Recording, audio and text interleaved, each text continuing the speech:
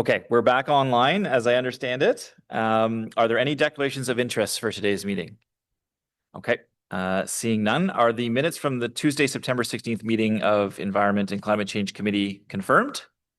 Thank you very much. We have one response to inquiry today. It's overland flooding, Fisher Avenue / Kingston Avenue and experimental farm. Is this received?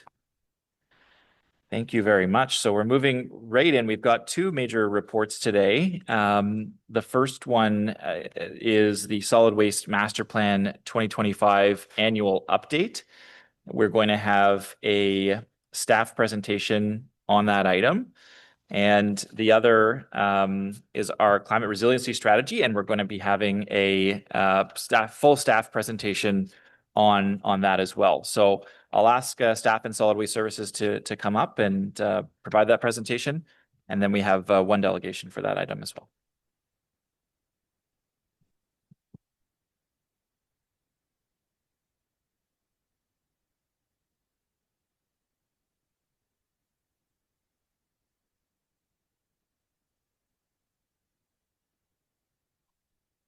Thank you. Good morning, members of committee. My name is Shelley McDonald, and I'm happy to be joined today by Rachel Jones, Program Manager at the Long-Term Planning Team. So we're here today to provide the first annual update since the approval of the Solid Waste Master Plan last June. Our teams in solid waste have been very busy with the planning and implementation of many of the actions approved through the plan, and we're excited to share them with you this morning. Next slide, please. As was shared in the final waste plan last year, staff will present an annual progress report to Council on the various initiatives that were approved for planning and implementation the year before. Today, we're excited to provide the updates that are already approved, including the 3-item garbage limit, which includes a recommendation to extend the existing agricultural exemption program, and an update to the multi-residential waste diversion strategy. Finally, we'll share the results of the 2023-2024 four-season waste audit and an overview of the methods that will inform future planning and enhancements of engagement. With that, I'm going to hand things over to Rachel. Hey, thank you, Shelley. Good morning, members of committee. So the first slide here highlights the types of key initiatives that have been undertaken by staff during year one of the waste plan rollout, providing a snapshot of the progress made over the past year. Next slide, please. Sorry. Thank you. This first year demonstrates our commitment to the priorities outlined in the waste plan. Staff have focused on short-term actions that reduce and reuse waste, advanced high-impact diversion strategies to extend landfill life and reduce greenhouse gas emissions, and initiated work on long-term solutions for managing residual waste. This includes exploring opportunities to maximize energy and resource recovery. Year one also emphasized collaboration. We engaged with a wide range of internal and external stakeholders to gather insights, expertise, and ideas. And in addition, ongoing community engagement has and will continue to be essential to the success of many initiatives in the waste plan. Next slide, please. So as mentioned, year one has really prioritized reduction and reuse. This is guided by insights from community engagement and technical analyses conducted during development of the plan. It's also in line with council direction to follow the waste management hierarchy. In response, Solid Waste Services organized and supported several community events in 2025, continuing initiatives such as repair cafes and introducing new ones, such as the Repair Fair on October 25th. This event is going to provide free textile mending services and other repair options for residents. A community drop and swap event in September was also very well received and attended by residents and diverted an estimated 1 metric ton of household goods. Staff have also engaged with a wide range of community stakeholders to gather insights and conducted a summer public engagement series, which has all helped to inform a community reduction and reuse action plan that will set priorities and shape what's ahead for 2026. Food waste, as you'll recall, was the #1 priority in terms of waste reduction for residents during engagement. A milestone reached in July 2025 was establishing a partnership with Love Food, Hate Waste, a globally recognized organization that provides practical tips to reduce avoidable food waste at home. Through this partnership, the city has access to research-backed content, professionally designed visuals, and campaign material. Much more to come on food waste soon, as well as we explore food rescue and distribution initiatives. And finally, reduction and reuse now feature more prominently on our solid waste services web pages, with dedicated sections on textiles, bulky waste, and food waste, making it easier for residents to access information and participate. And this will be extended in 2026, and staff are also exploring the use of a separate site that's dedicated to reduction and reuse. Next slide, please. Okay, so I'll now focus on the programs that were developed through the waste plan that have advanced to the full implementation. So in its first year, the 3-item garbage limit policy has been successfully adopted by residents, demonstrating strong community engagement and compliance. Several tactics have been deployed by staff over the last year to help support residents. Efforts have included targeted messaging through social media, the Recollect app, and the city's website, as well as responsive communication strategies to address resident inquiries. Since the policy was introduced, staff have been tagging items to let residents know why items weren't collected, and have also been visiting properties in person to offer support on a case-by-case basis when needed. These education and outreach initiatives have played a key role in supporting the policy's success. As part of the overall approval of this policy, flexible options were also added for households, including expanding the Special Considerations Program to include home healthcare waste, to which the program has seen steady growth since implementation of the policy, with over 2,000 new users in the first half of this year. The Yellow Bag program for curbside households was also introduced, and bags are available at many locations across the city. Comments from staff have been generally very positive, with people expressing appreciation for having purchasing options very close to home. In year 2, monitoring trends and gathering resident feedback are going to remain essential to evaluating the effectiveness of the policy over time. A comprehensive assessment of performance measures will be presented in a detailed report to Council in 2027, along with any further recommendations. Next slide, please. So, recognizing the unique waste challenges on farms, Council approved an exemption allowing agricultural properties with residential curbside collection to dispose of additional unavoidable farm waste. So that includes items such as twine, bale wrap, feed bags, and non-recyclable packaging. Staff were also tasked with presenting recommendations on any proposed changes to this exemption as part of this update today. And the recommendation staff are bringing forward was developed through input from the agricultural community, combined with data from a year-round agricultural waste set-out study.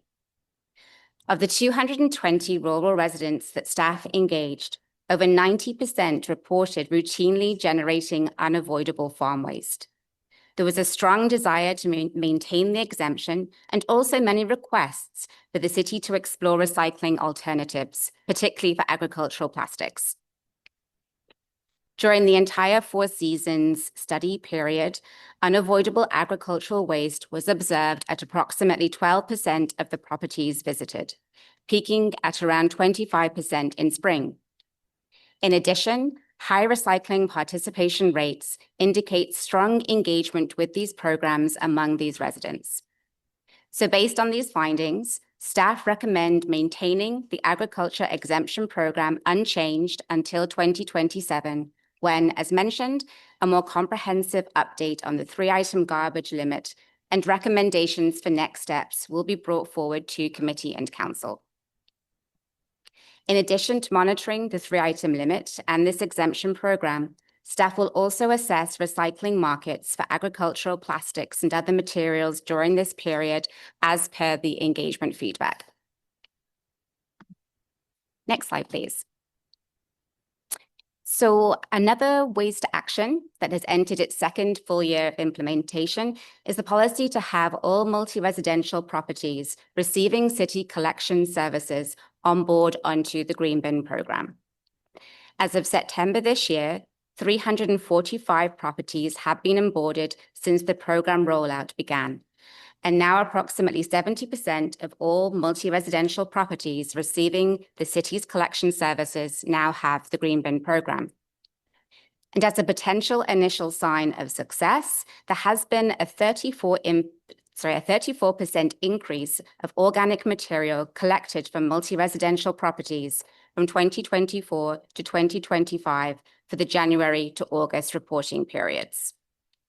In addition, a tiered system was developed to onboard properties over time, and 136 properties chose to onboard earlier than their allotted timeline. In terms of feedback received, 82% of property managers who responded to a survey said the outreach was helpful and residents were using the green bin. There is still much work to do, particularly with encouraging residents to utilize the green bin program when the property is onboarded. Continuing education and waste audits will support this process, as will the use of pilots that will be developed in response to the common challenges we're hearing from residents in these properties. Next slide, please.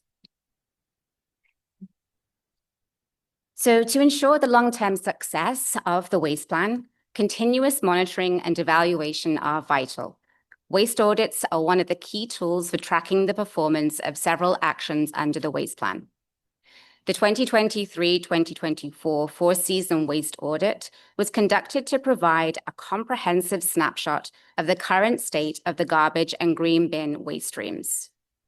This study establishes a baseline at the outset of waste plan implementation and serves as a reference point for tracking progress over time. The waste audit was conducted from winter 2023 to fall 2024 to obtain insight primarily on single-family and multi-residential households, and also the Yellow Bag program for small businesses. One of the key findings from the waste audit concerns the composition of the garbage stream in all three sectors. So over the 4 seasons, the most prevalent divertible material in the garbage stream is organic waste that is accepted in the green bin program. And this accounts for 37 to 43% of the total. And this highlights a significant opportunity to improve organic waste diversion. Contamination rates in the green bin remained relatively low across residential sectors, ranging from approximately 4% to 9%, suggesting that most residents participating in the program understand which materials are accepted. As part of the waste audit, the composition of food waste in the green bin was also analyzed to assess amounts of avoidable versus unavoidable food waste. So avoidable food waste being edible food that could have been eaten versus unavoidable food waste consisting of things like eggshells, bones, and fruit peels. The audit found that avoidable food waste accounts for 27 to 45% of the total, which highlights the need for increased education and awareness around food waste reduction. Next slide, please. So year 1 has delivered progress on many actions, and we're beginning to see some early results. Over the next year, as work advances, additional performance measures will be analyzed to guide continuous improvement.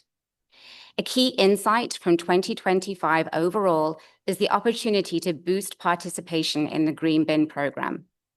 In 2026, education and promotion efforts will be enhanced to help increase resident usage.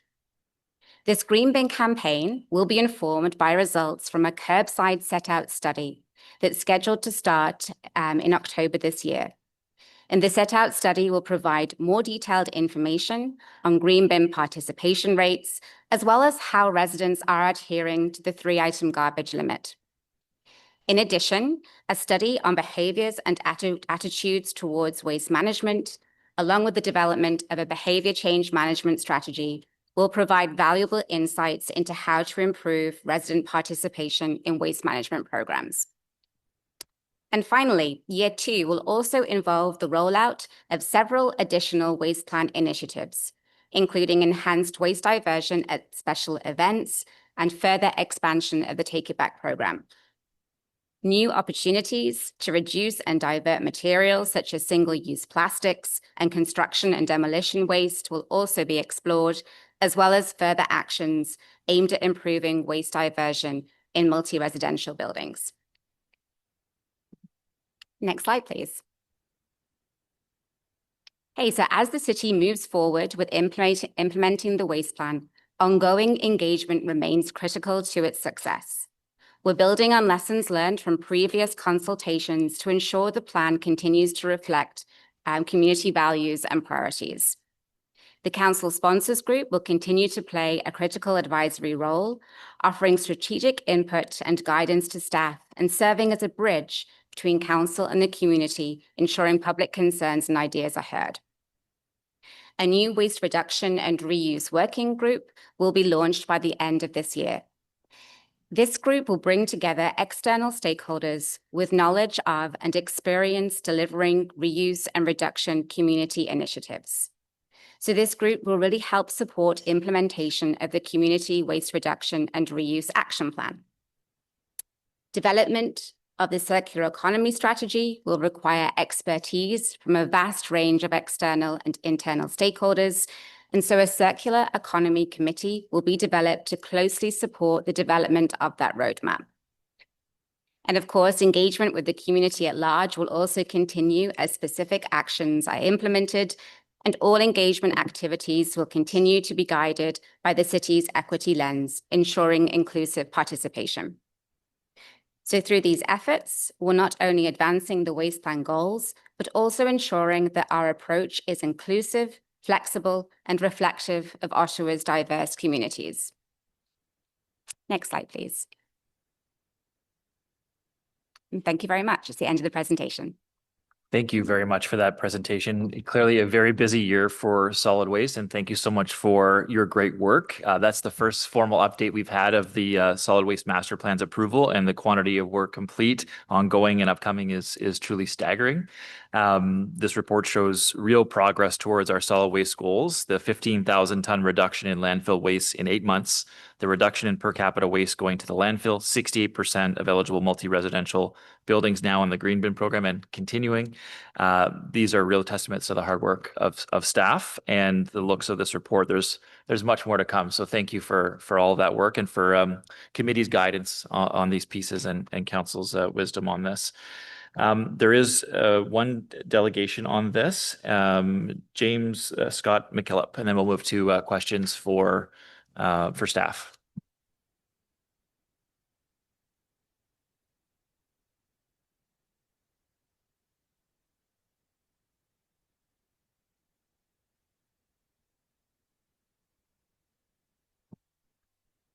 I brought a slide presentation today. Good morning. We'll get that up for you. Thank you. And then you'll have, there it is on the screen. You've got 5 minutes to address committee. Okay, I'm here today to address Ottawa's solid waste master plan and its relationship with the Ottawa Biodigital Convergence Smart City. Next slide, please. Ottawa's solid waste master plan brings up many waste strategies, including a bioprocessing technique called anaerobic digestion. This process biologically converts waste into biogas under anaerobic conditions without oxygen. AD is also used in agriculture and industrial applications. Next slide, please. This is a pathway study on solid waste coming from your own solid waste master plan. It's regarding biomass energy conversion strategy. This would be part of Ottawa's waste to energy strategy. And Very and Hydro Ottawa would be one of the companies invested in this. Just so happens Very is also involved in Ottawa's smart city. Next slide, please. This is a document from the National Research Council of Canada called Capabilities in Food, written by Laurel O'Connor. Next slide, please. As you can see from the document under high value food products and processing, Laurel O'Connor brings up anaerobic digestion from value products from waste. She also brings up polysaccharide nanotechnology, small and pilot scale fermentation and bioconversion facilities. ROPEC would be an example of an Ottawa bioconversion facility as part of its wastewater treatment. As you can see over on the other side, it brings up key technologies for the future of food and brings up sustainable and waste reduction, advanced materials, including green, bio-based and nano, automation and automation and robotics, crop biotech, hooking up to artificial intelligence, and the Internet of Things. Next slide, please. In Ottawa's solid waste master plan, it brings up RFID chips that are used for tracking and waste performance. This gets into automated vehicle collection too. Next slide, please. We're back on the NRC's capabilities for food. There's no surprise that you can see up at the top under smart packaging. They bring up those RFID chips, smart polymer films, graphene nanocomposite barrier films. Then they get into genetics and genomics, aquaculture, and water, land, and agriculture inputs. The anaerobic digestion would be heavily involved with this. Next slide, please. Sorry, that was the slide I just went through. The following slide, please. Now, this is part of Ottawa's solid waste master plan. It brings up some techniques they use, like pyrolysis involves heating municipal solid waste in an oxygen-free environment. Next slide, please. This one brings up hydrolysis is a chemical reaction in which organic fraction of the waste material is used to synthesize glucose and other simple sugars that can be fermented or digested to manufacture products like ethanol. Next slide, please. Common materials, recovered facilities, equipment currently used include optical sensors. I have that underlined for a reason. Disc screens, eddy current separators, magnets, ballistic separators. Emerging processing technology includes robotics, artificial intelligence, mechanical works. Next slide, please. This is Dr. Francois Collier from the IEC and ISO. He's also a member of the Standards Council of Canada, and he's responsible for international standards surrounding bio-digital convergence. Next slide, please. This is part of the same document he wrote on World Standards Day. As you can see under transducer, it brings up the optical sensors. Now, these biosensors, if you look closely, are being used for environmental monitoring, pathogen discovery, soil quality, food quality, environmental monitoring, water monitoring, toxin detection, and more. Next slide, please. This is also written by Francois. It gets into epigenetics, proteomics, genomics, cybernetics, bioinformatics, all stuff that the NRC brought up in their food document. Next slide, please. Just ask you to wrap up, please. This is the wastewater-based epidemiology. As I said, ROPEC would be involved. If people look at the bottom of that, you can see WB biosensors for public health. Next slide. This is the NRC's Departmental Sustainable Development Strategy for 2023-2027. They get into the circular economy there. Next slide. ISO would be the ISO 323 circular economy would be a technical committee that Ottawa Waste Management Technologies would follow. Next slide, please. Environmental monitoring and the Internet of Things. I think that speaks for itself. Next slide. It brings up bioprocessing in this slide next to molecular farming, cellular agriculture, smart cities. I'll have to ask you just to finish up, please. Okay, next slide. Last slide. Last slide. Could we go down to the very last slide, please, of this? Yes, okay, this is the biodigital convergence is a 20-year-old concept. That's also called the Nano Bio Info Cogno. That's for nanotechnologies, biotechnologies, information technologies, and cognitive science. Now, I've been here delegating now for like 18 months. I've had no questions. So I have a question for this committee. Why aren't Ottawa residents aware of this? Who consented to this? Who voted for this? Thank you very much for your presentation today. I'm also going to leave some pamphlets out front to anybody who wants to learn more because I don't there's any questions for me here today. Thank you very much for having me again. Thank you very much. I want to also welcome Councillor Brown online, Vice Chair Carr, and Councillor Tierney, who've joined us as well. On the Solid Waste Master Plan 2025 annual update, I'm going to open it up now to questions of staff for the work that's taken place in the first year. So if councillors have questions, now's a good time. Councillor Johnson. Thank you very much. And thank you for all the work that you've done over the last year. Just a couple quick questions. So one with respect to the service requests that you saw with the 3-item limit and associated solid waste questions, it doesn't seem to have decreased in a way that is significant over time. It seems to be fairly steady. I was wondering if you could comment on why you think that might be, or what particular aspects of this are we seeing come through the service request and what trends we might expect. Thank you for the question, and I'll just acknowledge that we have Kayla Woods from Bylaw Online as well, so I'll start and then hand it over to her. So the data insights, so recognizing with the implementation of the 3-item limit, it was a bit phased, both in the implementation as well as some additional measures. So there was an allowance for the large bin up until May, and our residents are still getting used to it, but they're doing a fantastic job.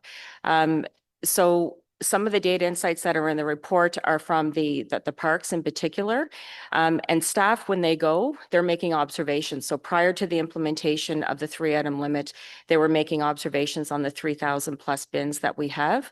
And so basically, I would like to say that things are probably steady. So what we're seeing, or what we observed with the implementation of 3-item limit, is fairly consistent with what was observed prior to that implementation. And if you recall, we also provided additional information for residents on how they can report. So we were very open and providing additional ways and means for residents to report in. One note that I will make is that I took a look at the service request specifically for parks bins overflowing, because that tends to be a fairly easy spot. So looking at from January to September for the last 3 years, recognizing we're in October right now. So in 2023, we saw 619 instances of those parks SRs. In 2024, we saw 835, and this year we're seeing 558. So that is only one measure, but I am positive, or I'm pleased to see that we are trending in the right direction. I will turn it over to Kayla to see if she wants to add anything more from a bylaw perspective. Thank you. From a bylaw perspective, I can say that we have seen an increase specifically for the illegal dumping. However, that it is a new program. This is not uncommon with new programs. People are more aware of the program, so they are calling it in where they may have not called it in previously. We also did not have a specific category to illegal dumping in the past, so that could contribute to it as well. So we're hopeful that with another year of data, we may see this start to even out a little bit. Thank you. Okay, thank you. And so specifically, in our ward, we're seeing a lot of struggling with the 3-item limit on condo pads. And I know that was a separate item to be looked at with specific strategies. I didn't see too much mention of that particular piece in this update. Can you let us know how that's going and what you're finding over the first year?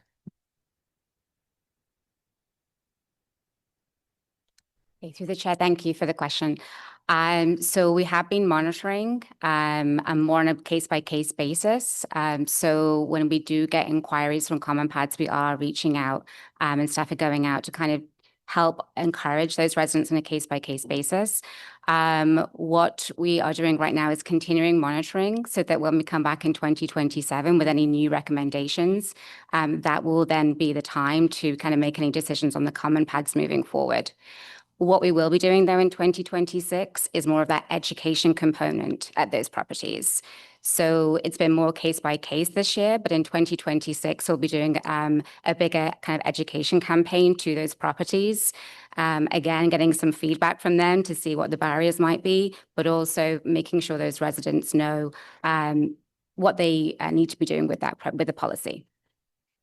Very good. Some of my condos, have got to the point where the items are being left behind, which I don't necessarily think is the wrong answer. It might be the most visible way to highlight the fact that things are changing, but it certainly has caused distress for residents who are participating in good faith in the program, and that has resulted in some additional tension in the neighborhoods. But I think that it is on its way, and I know that your team has been very proactive in reaching out to them and repeatedly reactive as well. So just two more questions, Chair. So wanting to know with the green bin diversion, which I think is still the big story of this report, is there, what is good enough? Like, are we seeing in the waste audit, I mean, this might be a bit too granular, but are we seeing that, season by season, people use it more and less? Or are we seeing some households choose not to use it completely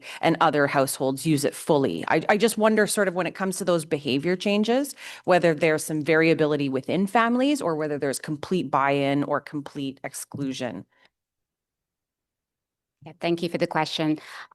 So we found the waste audit was conducted 2023 to 2024. So we don't really have like very up-to-date information from that audit in terms of who is participating, who might not be. So getting down to that granular.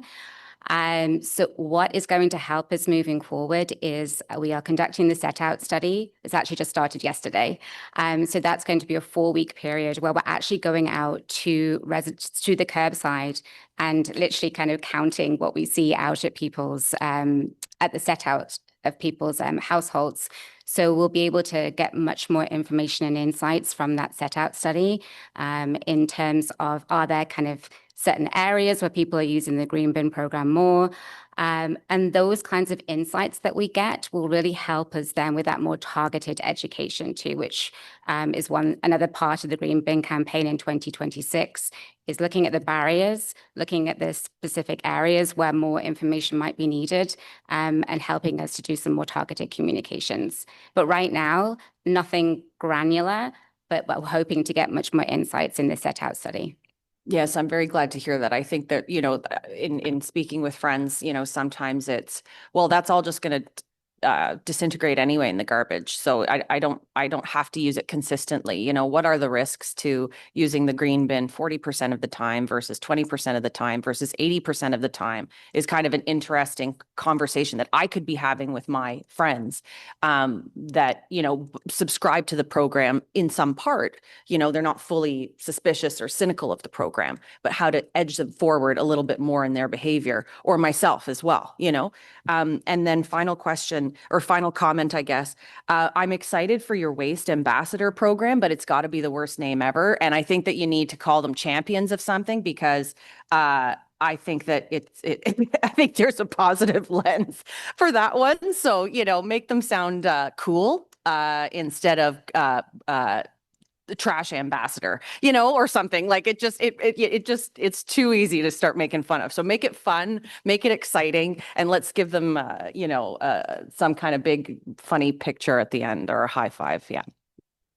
Appreciate those comments, Councillor, and couldn't agree more about the green bin piece too, and communicating kind of the harm that is done if we're putting a lot more organics into the landfill, filling up our landfill, the methane that's created, and we have an option for those organics now, which we've made really easy to use. So really appreciate those comments. I'm going to go now to Councillor Brockington. Thanks, Chair. Good morning, everyone. A few questions. Thanks to staff for the report. It's appreciated. As the chair said, lots of progress, good work. I want to continue with some comments on the organic waste collection. I apologize if this is in the report, but what is our current household participation rate for the organic material service?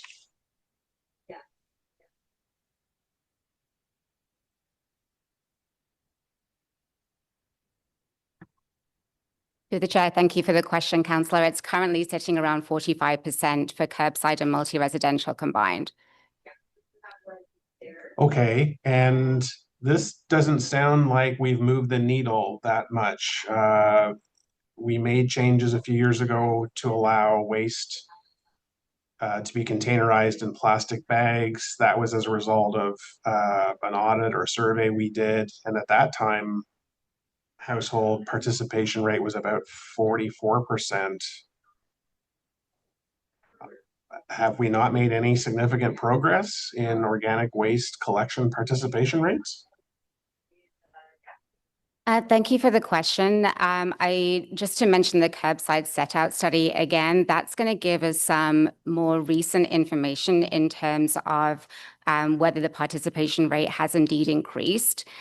What we have seen more recently as well, as I mentioned, there has been an increase in organics collection at multi-residential properties. So we are seeing some early signs of a positive trend.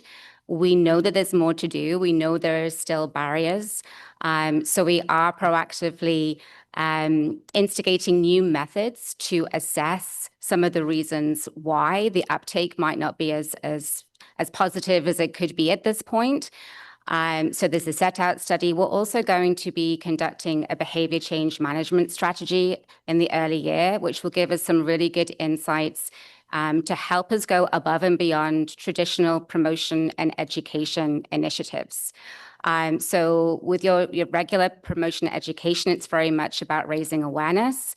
We need to take it a step further in 2026 to really kind of target some of those more social norms and what other ways can we nudge residents to help them participate in the program.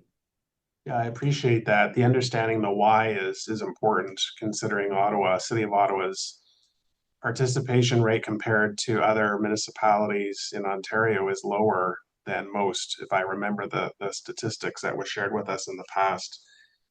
Okay, and then my understanding from past updates about your strategy and outreach to multi-unit residential facilities was a multi-year plan, outreach, education, getting them onboarded, and then working with the outliers or the outstanding residential buildings.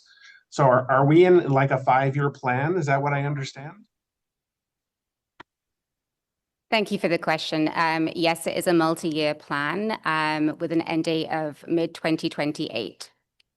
Okay, fair enough. And so we'll get updates at least annually on the progress in this regard. Absolutely. Okay, fair enough. Just switching to festivals and special events.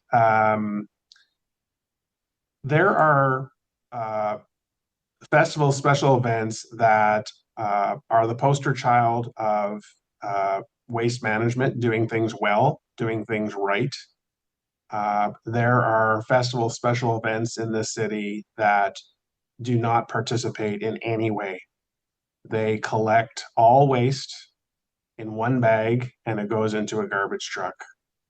And I don't understand why still in 2025, as part of the planning of these events every year with Event Central, there isn't a requirement for special events, festivals, to have recycling stations to collect organic waste and to not collect all waste and put it in the garbage bin. Can you speak to this, please?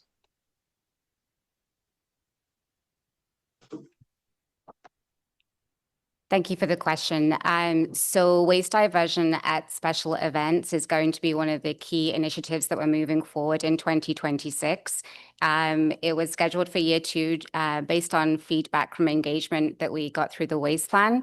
Also, we'll be using some insights gathered from the special events bylaw review as well that was approved this year. So they got some feedback that can help us moving forward. As you mentioned, though, too, there are events that are doing a great job already with waste diversion. So as with the other actions in the waste plan, we'll be collaborating and engaging with those groups that are already doing a good job to get some lessons learned from them, to help us implement some new policies at special events.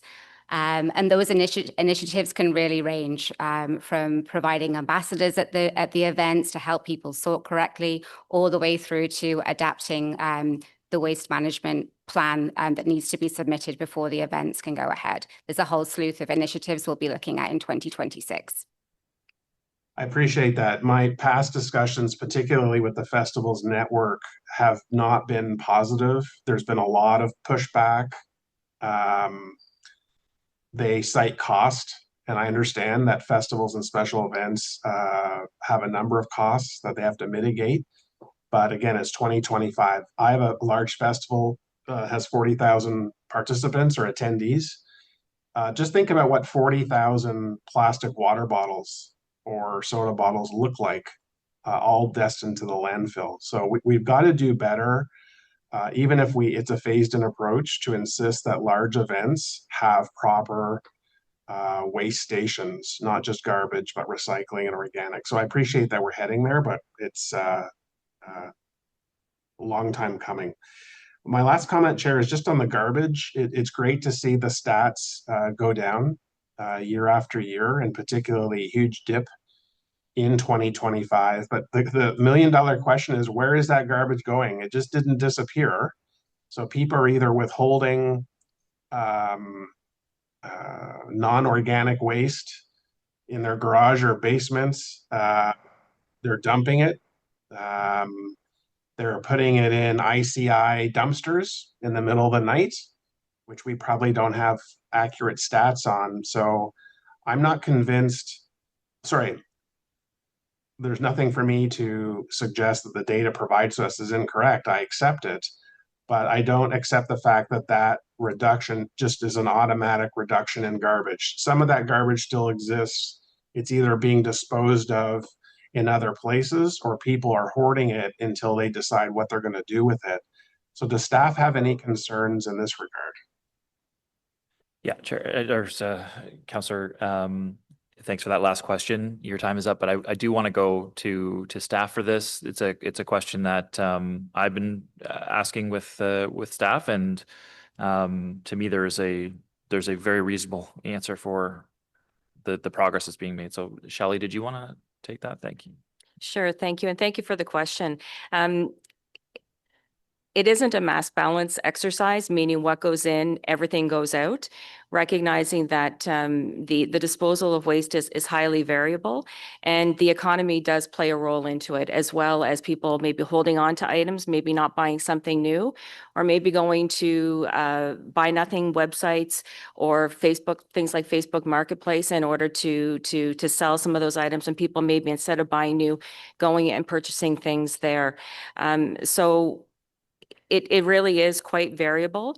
The policy is one piece, and I will acknowledge that we've been keeping stats on residential curbside waste since the implementation of biweekly garbage in 2012. And the city has continued to grow, and we still have not seen come across the gates at Trail the tonnage today. It's still less than what it was in 2012. So policies do play a role. The economic factors play a role. We haven't had any, knock on wood, large storm events. It has been extremely dry as well. So recognizing when waste is at the curb and it's not rained on, that tonnage will be less as well. So there's a multitude of factors.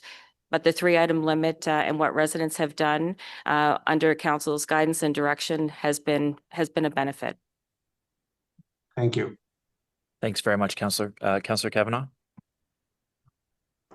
Thank you very much. It's great to see the progress, and thank you for all the work you're doing on waste management. There's lots of good news. Really appreciate the work in the parks, and appreciate the expansion. That's going to be helpful, especially for off-leash dog parks. I know that that's going to be very welcome and well used. So enjoy.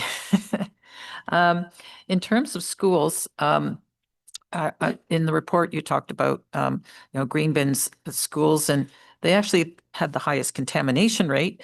So there's still lessons to be learned for green bins at schools. And of course, we're concerned because they're not even in, they're not part of our waste management system. And we've talked about this before, but how can we do better with reaching out to students when we have these barriers that they're not even participating in our city's green bin program? So thank you for the question. So annually, our public outreach team reaches out to the school boards and provides promotion and education material and information. So that is one way that we're trying to support the curriculum that teachers are delivering so that they understand opportunities to use the green bin, if not at the school, but bringing their food waste and using it at home, as well as recycling. So we'll continue to do that. In addition, as Rachel mentioned, some of the work that's going to take place next year that speaks to opportunities to increase green bin usage. So the promotion and education is going to be key.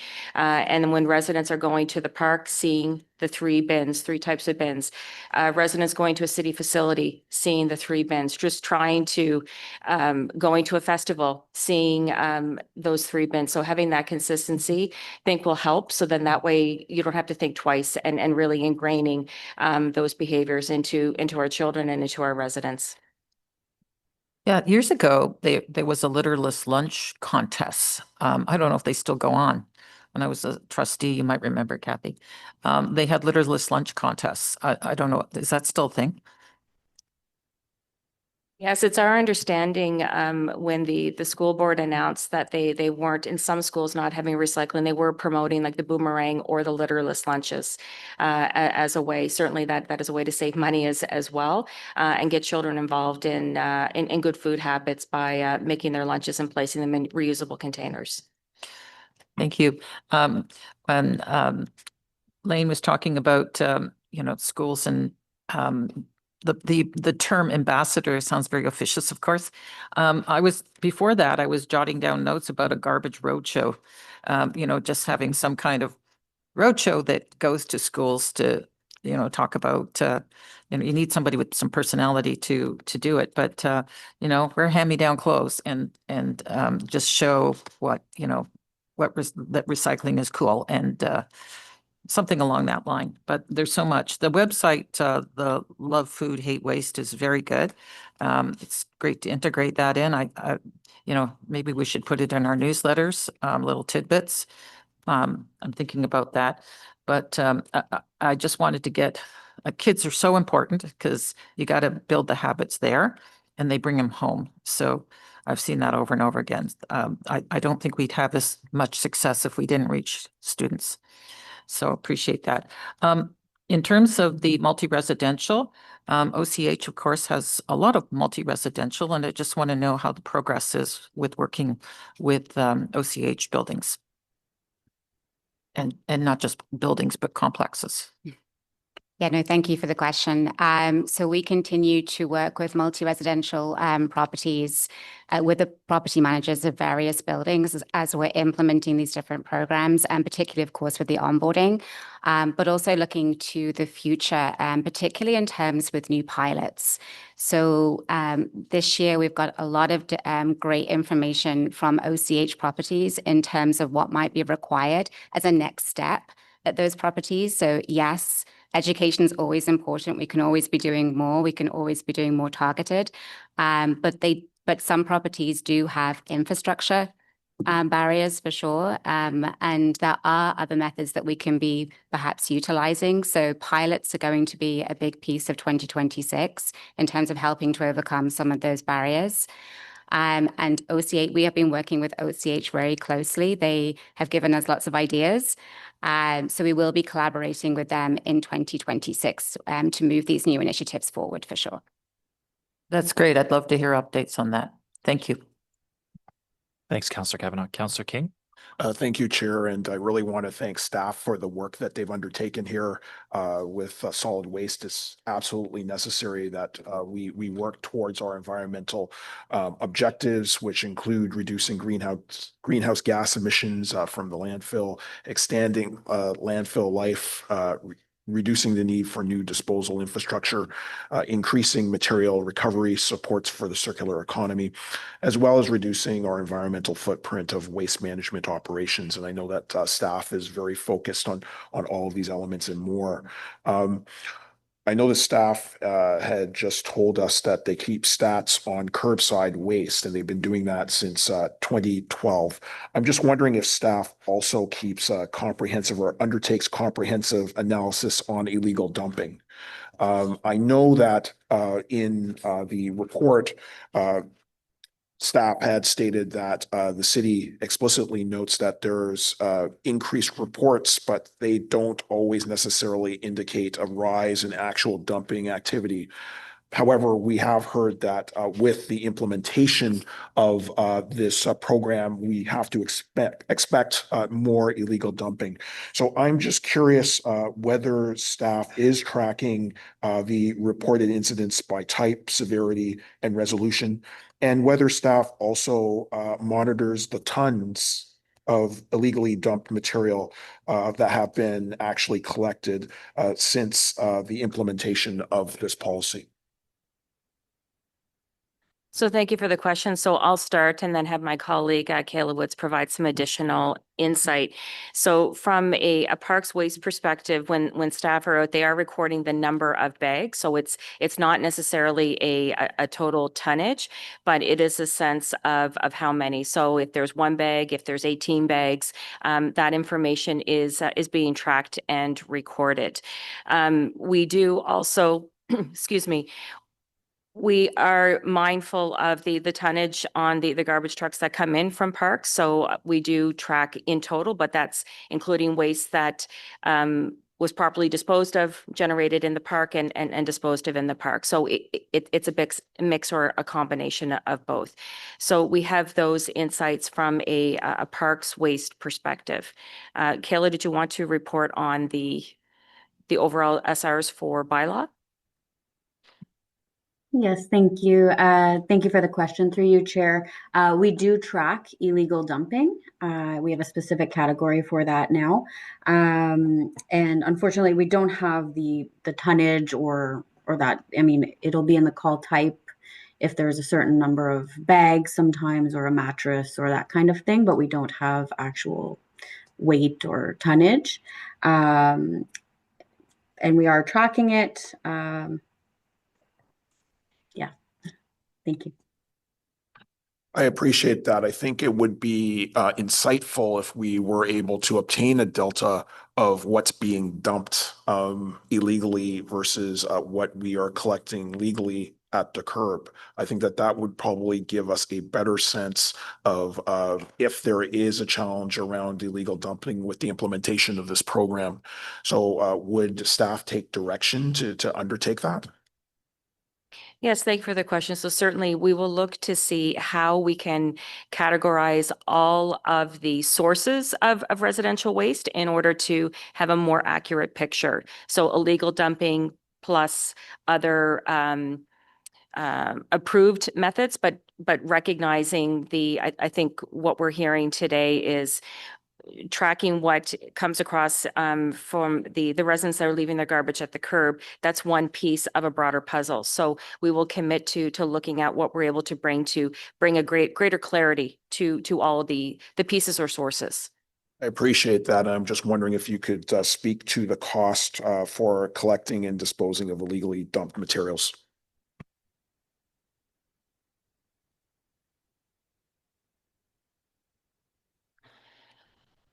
So we have staff that are currently out collecting waste from parks. So it's within the normal scope. So they're picking up that illegally dumped material as well.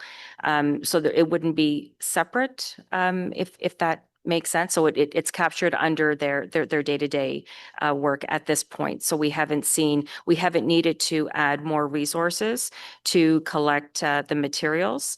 Materials that may be left at roadside, it's our colleagues in roads and parking that would pick up that material. And at this point, we haven't received a request or there hasn't been a pressure identified with the pickup of that material.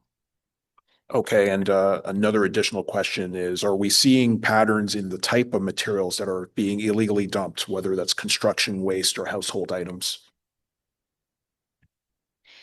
So thank you for the question. I'll have to go back to the team to ask. So some of the insights that we've received, it's more have been typically household waste, but certainly I can go back to the team to ask if there are some notable exceptions. I do remember a red suitcase at one park, for example, but certainly we can bring that information back. I appreciate that. I know that some of my constituents just a week ago were talking about construction waste that was left in New Edinburgh Park.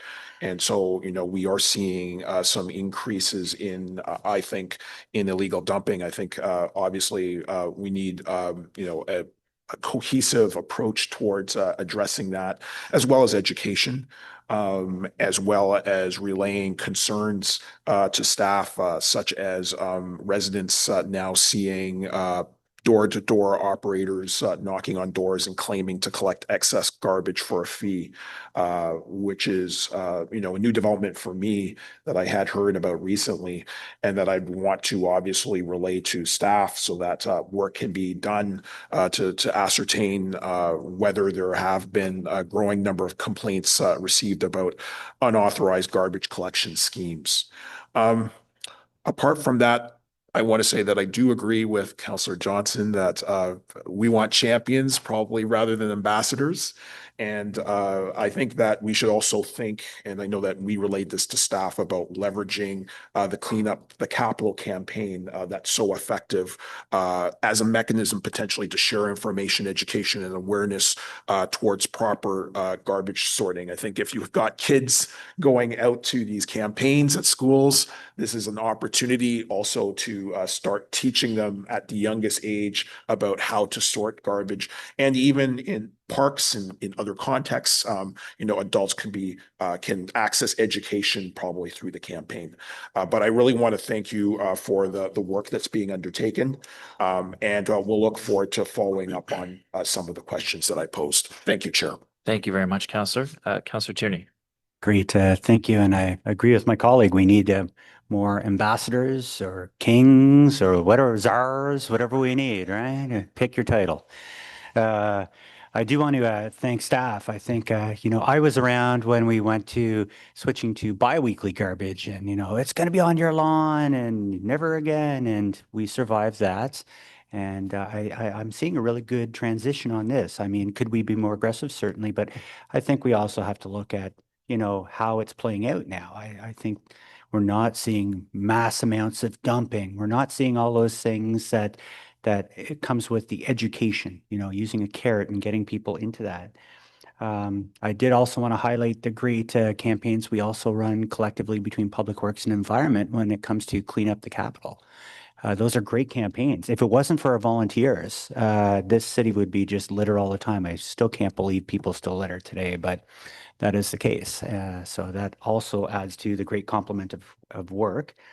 And when it comes to the excitement around having those receptacles in parks, I get 3 of them coming. I'm very excited about it. I get to pick my 3 parks. I know others have as well. I get more excitement and likes on a photo of me with a garbage can than opening a $40 million arena. So clearly there is a big appetite to see this. There's a lot of myths out there too, and maybe we could debunk a couple if that's okay. The stuff that goes into those recycling units, it doesn't all get picked up and thrown into the trash, does it? We actually take that and it's sorted separately and put in the appropriate places. That is correct. So the vehicle may look the same, but basically day 1, the garbage stream is picked up. Day 2, the recycling stream is picked up and brought to our recycling facility. And day 3, the organics is picked up and brought to Convertus. So they are going to separate facilities for processing. Great, thank you. And I think there's a lot of education still that we have to do, and it's the elephant in the room related to provincial and what's happening as well on the picking up of a lot of the plastics and all that wonderful stuff, which I don't know if they really have a plan yet. But anyway, we'll get there. But there's certainly an education component that we're all learning about at the same time. When it comes to the yellow bag programs, do we have the numbers on the purchases of those?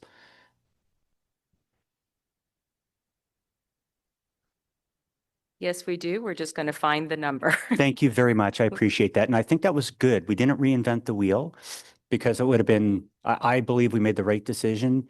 We used an existing framework. We weren't going to have tags where it would be like, you know, Temu tags showing up and things like this. We went with a proven product. And I know some people are originally were frustrated. Oh, I got to go buy some bags. Well, guess what? I do my part and I don't want to pay for your 10 bags. So pay to play. So just kind of curious what those numbers look like. And certainly I've seen some people, myself included, when we're doing some extra work at home and we need those bags, I purchase them myself and they're very affordable.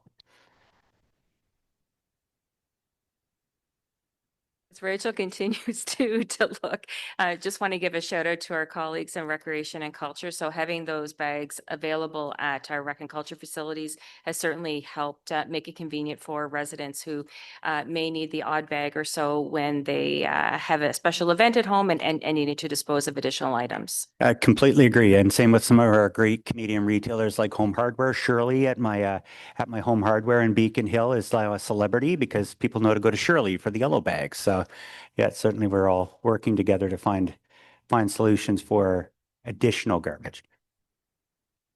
Thank you very much, Councillor. And I think, hopefully we get those numbers. Yeah, we'll just get the numbers later. Yeah, whenever they have them. Can you just shout them out when you get them? Today, that would be great to hear at some Yeah, point. I'd like to hear those today if possible, Chair. Fair Thank you. enough. Makes sense. So thank you for that. I'm not seeing any other questions at the time. Are the report recommendations carried?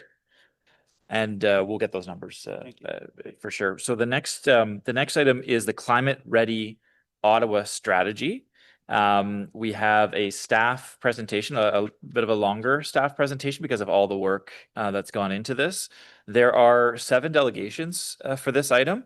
And after the staff presentation, I'll have Vice Chair Carr move their motion and Councillor Johnson move their direction to staff before the delegations.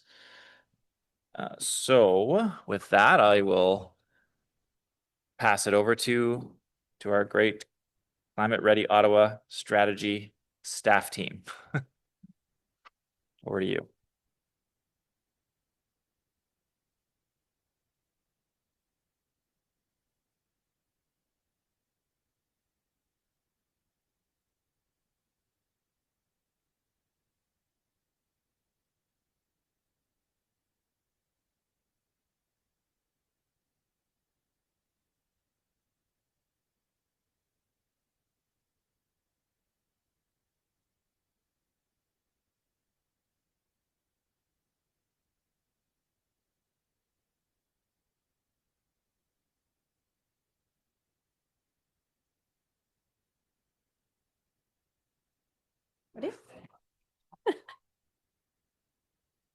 Hello, bonjour, Mr. Chair and members of the committee. My name is Debbie Stewart. I'm the General Manager of the Strategic Initiatives Department. It's a pleasure to be here today to present the staff recommended climate resiliency strategy called Climate Ready Ottawa and its 5-year action plan. I am joined by Nicole Hoover-Binash, Director of Climate Change and Resiliency Service Area, as well as Julia Robinson, Program Manager of Climate Adaptation Branch. Nicole and Julia will be co-presenting with me today. So Climate Ready Ottawa is another one of these clear examples of why the Strategic Initiatives Department was formed. It's really to provide leadership and to create a unified vision across departments. It's going to accelerate actions in areas that are aligned with Council's priorities, and this is clearly one of them. Climate Ready Ottawa is a citywide strategy. It involves many, many departments, and it's really to ensure that Ottawa is a resilient city by 2050. The plan sets a vision and it identifies priorities that will help Ottawa prepare for, adapt to, and respond to changing weather and extreme weather events. As this is a cross-departmental collaboration, we're also joined by general managers of various departments who will respond to questions that relate to the actions that will be implemented by their departments. So this includes Tammy Rose, General Manager of Infrastructure Water Services Department, Ryan Perot, General Manager of Emergency Preparedness Services Department, Alain Gontier, General Manager of Public Works Department, Dan Chenier, General Manager of Recreation, Culture and Facilities Department.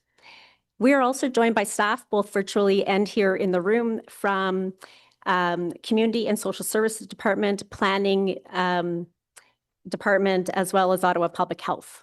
Next slide, please. Climate Ready Ottawa is a key deliverable of the Climate Change Master Plan. We recently presented to this committee on the response to the audit of the Climate Change Master Plan. What we are presenting to you today with regards to the climate resiliency strategy does also respect all of the feedback that we had received from the Auditor General. Climate resiliency strategy is also one of the key deliverables that was identified to mitigate the strategic corporate risk related to extreme weather and climate impacts. It responds directly to Council's strategic objective to increase resiliency to extreme weather and changing climate conditions. So in the city plan, Council specifically identified the following expected results related to climate resiliency. Council wanted to see improved resilience of the city's infrastructure, enhanced response to extreme weather events, and strengthened community capacity for climate preparedness and emergency response. Climate Ready Ottawa prioritizes these results. Next slide, please. So Climate Ready Ottawa is a long-term strategy. I said earlier that it really is about the vision to get us to a climate resilient city by 2050 and a 5-year action plan to address the top risks from climate change, including extreme heat, flooding, shifting seasons, and severe weather. The report proposes a 5-year action plan that prioritizes actions to ensure resources are deployed to reduce the most significant risks to people, to critical services, that results from climate change and extreme weather. It also identifies the greatest vulnerabilities in our communities, and it proposes actions to strengthen community capacity to respond to extreme weather and changing climate.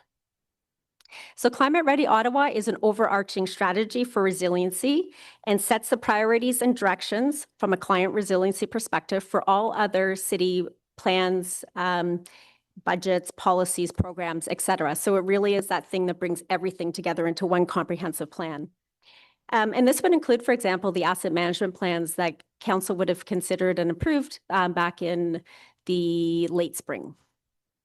So by creating a single overarching strategy and plan, Climate Ready Ottawa strengthens governance, it enhances accountability, it ensures clarity of roles and responsibilities, and unified prioritization of funding on the top priorities across all funding sources. Becoming a climate resilient city by 2050 is an ambitious goal. There are many things that need to happen for that to be realized. But to help us get there, we have identified a number of key principles, and I want to just quickly outline them to you. These form the basis of our approach for this strategy and for the action plan. So first, we're proposing a risk-based approach. This is really critical to the development of this strategy. Identifying priorities which will allow us to focus our efforts on the most pressing areas will also allow us to remain financially responsible. It ensures that our efforts and the funding that we have is directed to the areas that we are at most risk. In addition, the proposed plan builds on our known strengths. So scaling up existing programs like flood preparedness and tree protection to deliver results faster. It also helps us identify and address gaps in a response and test new approaches in the Ottawa context that could be more impactful or cost-effective. We're also taking a pragmatic approach. So this is another one of those underlying principles. So we're considering how actions should be sequenced. How do the items or the actions identify with other priorities? So for example, asset renewal is a great example. And then what can we realistically accomplish within a 5-year period? And then finally, Climate Ready Ottawa is implemented across departments to leverage core competencies and the operational capacity within departments. This integrated approach is critical to help the city address key operational and funding challenges as extreme weather escalates. So I'm going to turn it over now to Nicole and Julia to give us an overview of the details of the strategy and the plan. Thank you. Great. Thank you so much, Debbie. Merci. So Climate Ready Ottawa has been developed through three key phases to ensure that the strategy is evidence-based. So first, we had a report on Ottawa's climate projections that were completed in 2020 to help us understand how Ottawa's climate is expected to change over the decades ahead. This was followed by a comprehensive climate vulnerability and risk assessment that took place in 2022 that identified the top risks to Ottawa. And both of these key reports were received by Council. And then we had the final draft long-term strategy and action plan that was developed and released for public feedback last year. So each step included extensive engagement with departments from across the city, with residents and community partners. And today marks the final phase, so bringing forward the long-term strategy and the 5-year implementation plan for committee and council consideration. So the timeline has been deliberate. I think it reflects the complexity of the work, but also the need for collaboration across the entire organization with all departments and with residents and community partners. And I also wanted to take the opportunity that while the strategy has been developed, we haven't waited to act. The city has been acting or taking early action. Next slide, please. You need to go one slide behind. Oh, sorry. And next slide, please. One more. Perfect. Thank you. So again, we're not starting from scratch. The city has been taking early action. While the strategy was being finalized, at Council's direction, we advanced policies and projects to address known risks, from climate risk assessments at our drinking water and wastewater plans to embedding resiliency policies into the city's official plan, the infrastructure master plan, and factoring climate risks into our asset management plans and the water rate long-range financial plan. We've also renewed homeowner programs like the Residential Protective Plumbing and Rain Ready Ottawa to help residents directly. And together, these steps lay the foundation for a more resilient city while preparing us to scale up action in the years ahead to help mitigate the greatest risks to the city. Next slide, please. So I touched on a little bit of this earlier, but throughout the development of the strategy, we worked very closely with all departments, first to understand the climate impacts on their services and to make sure that we were leveraging their expertise to chart that path forward. The programs in this strategy reflect their priorities as well as a shared commitment to solutions. I just want to take the opportunity to echo my thanks as well to the departmental representatives that are here with us today and that were partners in developing the strategy. It was also further shaped through extensive public engagement. So we had a series of surveys, open houses, community meetings, and focus groups, as well as dialogue sessions with partners across utilities, conservation authorities, social services, housing, business, and other levels of government. What we heard through our partners and from residents is that there is a strong public interest and support for proactive climate action, and a clear recognition that the city alone cannot mitigate the impacts of climate change. It's important that we work together. Next slide, please. So it's no surprise to anybody around the table. Ottawa is already experiencing climate impacts today. We just have to look to the past 5 or 6 years to see the direct impact of damaging tornadoes, the derecho, ice storms, and flooding. And our projections, as outlined on the slide here, show that they're only expected to intensify with more extreme heat, heavier rainfall, and more severe weather in the years ahead. And certainly this combined will continue to add pressure to our infrastructure, our services, and resident health and well-being. Next slide, please. So Ottawa does have a good start on climate resiliency, but without further proactive action, the climate risks will continue to escalate, increase in costs, service disruptions, and impacts on our most vulnerable populations. The greatest risks to our communities come from extreme heat, flooding, and extreme weather. However, wildfire smoke, drought, and new diseases and illnesses are certainly on the rise. Flooding from heavy rainfalls will continue to increase, placing pressure on our ditches, our sewer systems, and flooding along the Rideau River could pose an even greater threat than the Ottawa River, with nearly twice as many homes at risk in future floods. So we need to certainly make sure that and ensure that our core services continue to function during severe floods and extreme weather events. We've we've taken steps as an organization to secure our water and wastewater plants, but we still have over 230 other critical facilities that still need assessment to identify and prioritize upgrades or mitigations to address those at greatest risk. Our industry data shows that we can expect rising costs for building maintenance, road and pipe renewal, as well as emergency response. And this is driven by climate change and more frequent extreme weather events. Our industry research also shows that acting early tends to be more cost effective than waiting until after damage occurs, and that protecting our natural environment is really important to providing important climate benefits. Just to provide a stat, Environment and Climate Change Canada projects that for every dollar we invest in prevention can save between $13 and $15 in recovery. So that highlights the value of acting proactively instead of reacting after the fact. Next slide, please. So Climate Ready Ottawa is the city's response to these escalating risks. And as Debbie had touched on, the strategy sets that long-term vision, and we're presenting to committee and council today a 5-year action plan, which recommends 7 priority programs under 4 themes, focusing on the most pressing risks to people, to property, and to our most critical services. So these include resilient communities, supporting residents and communities to be better prepared for climate risks, such as increased flooding, extreme heat, and emerging health risks, resilient infrastructure, designing and maintaining our city buildings, transportation, and water systems to withstand changing climate conditions and to provide continued services. Resilient natural environment, protecting and enhancing trees in our natural systems. And last but not least, extreme weather preparedness and response. And this is focusing on enhancing our city's readiness to respond to increasingly frequent and severe climate events. So I'll now ask Julia to share an overview of the 7 recommended priority programs. Thank you, Nicole. So as Nicole mentioned, and next slide, please. As Nicole mentioned, there are 3 programs under Resilient Communities. The first one focuses on reducing flood risks and building flood preparedness. So this program addresses flooding along rivers, as well as from heavy rainstorms that overwhelm both sewer systems and ditches. Our 5-year priority projects include enhanced public education in flood vulnerable areas, as well as continued support through programs such as the Residential Protective Plumbing Program and Rain Ready Ottawa.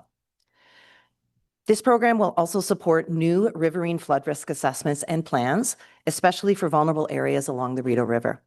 And it will advance the city's existing flood mitigation programs that upgrade infrastructure to reduce flooding from heavy rains and enhance ditch maintenance and restoration. Next slide, please.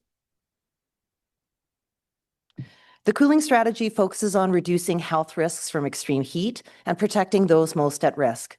This includes children, seniors, unsheltered populations, and people without access to air conditioning. Our 5-year priorities include expanding public cooling features such as misting stations, shade, or drinking water fountains, increasing outreach to heat vulnerable populations, and integrating cooling into parks, housing, and citywide planning. Several of these initiatives require collaboration not only across multiple departments, but with community partners and other levels of government. Next slide, please. The Community Climate Preparedness Program will equip residents and communities to better prepare for the adverse impacts of climate change. So this includes helping residents to reduce the harmful effects of wildfire smoke, drought, growing illnesses and diseases like Lyme's disease or West Nile virus, and preparing for extreme weather.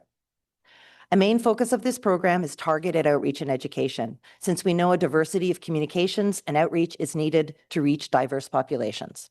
We will work with social service agencies and frontline teams that work with populations across the city who are more at risk to climate impacts, including, for example, seniors, newcomers, low-income residents. Other 5-year actions include grants to support community extreme weather preparedness and loans for resilience home upgrades. Next slide, please. Climate Ready Ottawa has 2 programs to build resilient infrastructure, and the first one focuses on critical infrastructure. This program will safeguard essential services such as water and wastewater, public safety and security, and continuity of government. Risk assessments have already been completed on the drinking water and wastewater plants, and projects have been prioritized to protect the plants from flooding and power outages, the top risk to these plants. Implementing these projects is a priority for the next 5 years. Climate risk assessments and plans will then be developed for the remaining critical facilities to ensure continued services, especially during extreme weather. So as Nicole mentioned, 230 facilities have been identified, and this includes, for example, water and wastewater pump stations, community facilities that provide emergency supports, and our emergency services such as fire stations or paramedic stations. Next slide, please. The second infrastructure program is Climate Ready Infrastructure. So this program includes program will ensure that new and renewed infrastructure is built to withstand changing climate conditions. So this includes the city's roads, sidewalks, sewers, parks, buildings, and more.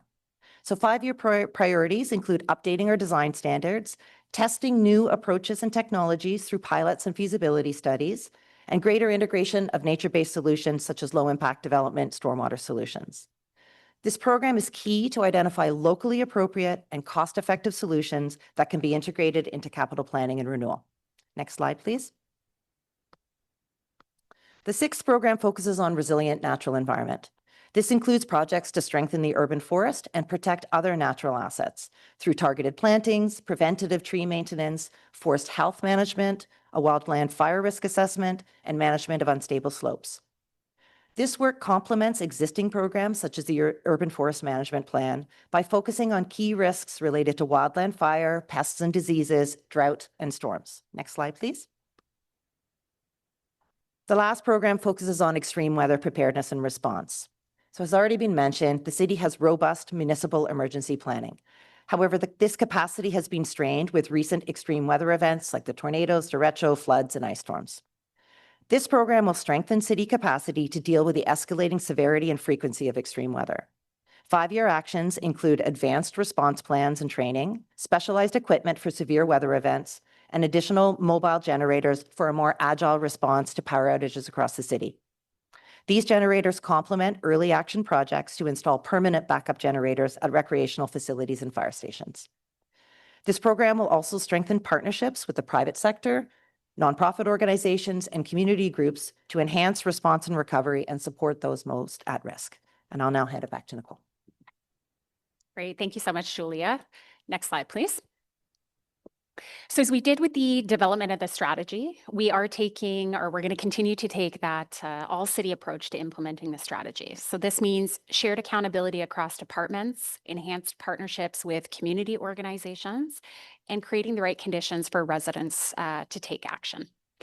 Our Strategic Initiatives Department, through the Climate Change and Resiliency Services team, will continue to provide that overall leadership, coordinating, monitoring, and reporting through clear performance indicators to provide council with the data and insights to ensure that we're both doing the right things and that we're doing them well. Progress will be tracked annually through the Climate Change Master Plan annual report, and will be published through a public dashboard that we're currently working on publishing. We're also strengthening governance bodies, including the Climate Change Executive Steering Committee, which is comprised of our senior leaders across the organization, and through the establishment of a Climate Leaders Forum that'll be comprised of leaders from different departments. And the intent there is to help guide decisions and ensure accountability for deliverables under the strategy. And one last note, I think important to highlight that the strategy is also designed to be flexible, to allow us to adjust to new risks, to learn from pilot projects, and to update the plan every 5 years so that it keeps pace with changing conditions. Next slide, please.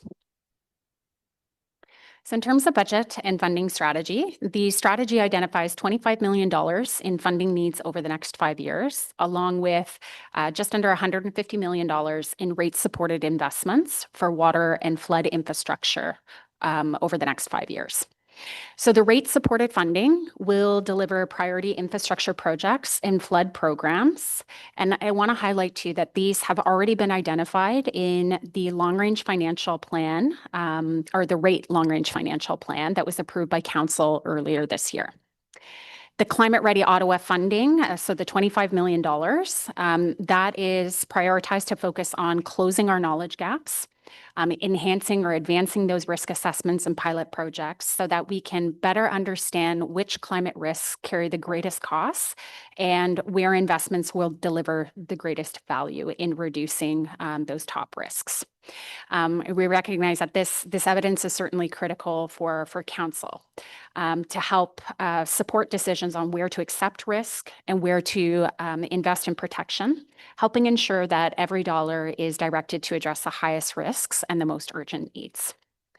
The results from the work that will be undertaken as part of the strategy's implementation will directly inform future asset management plans and long-range financial plans, making sure that climate considerations are built into how the city manages its infrastructure and our finances over time. And in the meantime, also want to highlight the team has been quite successful in the past in leveraging funding from other levels of government. So we're going to continue to pursue those external funding and partnership opportunities to help stretch city dollars further in exploring innovative financing to help support long-term resilience as well. Next slide, please.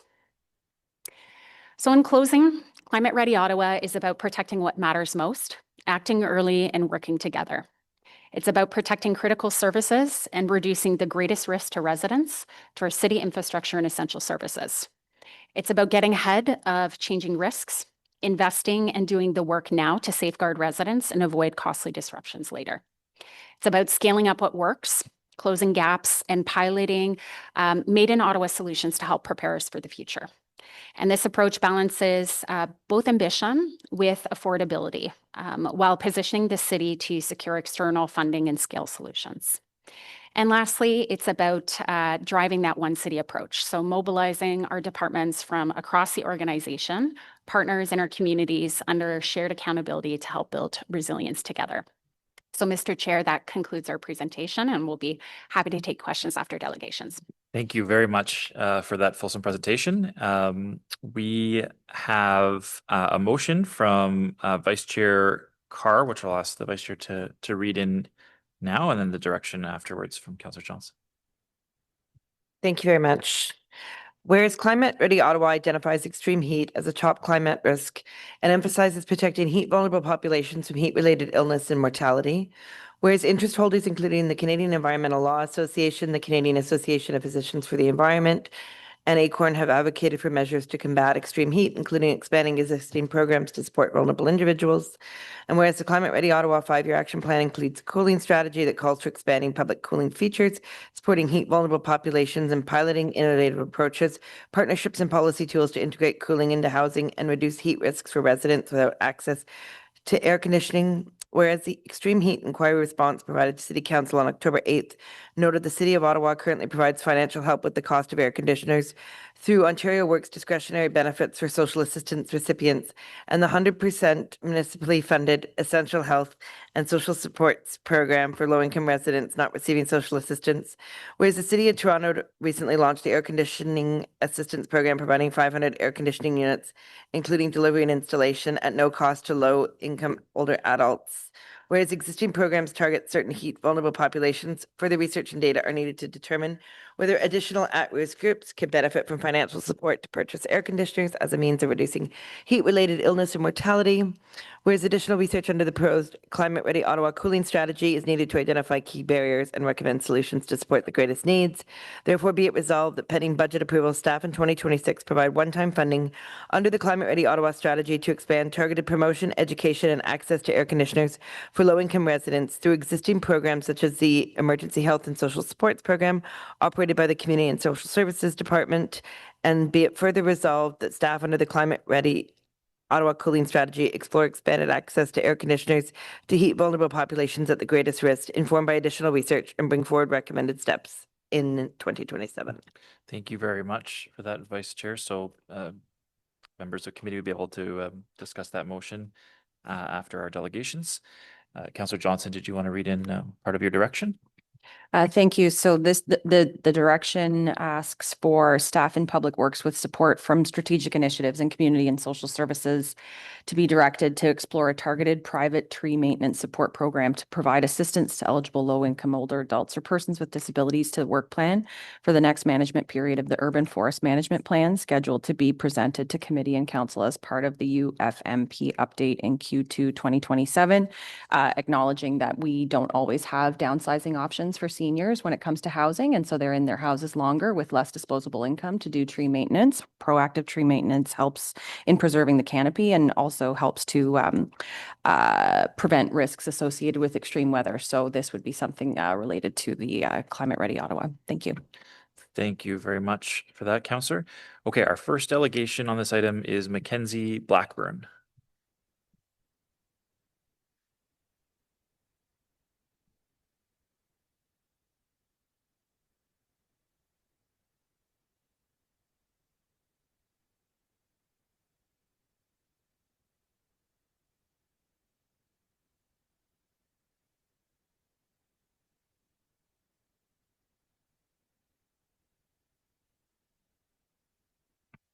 Good morning, and you've got 5 minutes to address the committee. Okay, thank you. Hello, counselors. I just want to thank you for taking the time to be patient and listen to my comment today and for your leadership on climate action in our city. My name is Mackenzie Blackburn. I'm a university student at U Ottawa, majoring in environmental studies. And no, I'm not skipping class today to attend this meeting. I wanted to ask the committee how we as students can help the city implement its Climate Ready Ottawa strategy.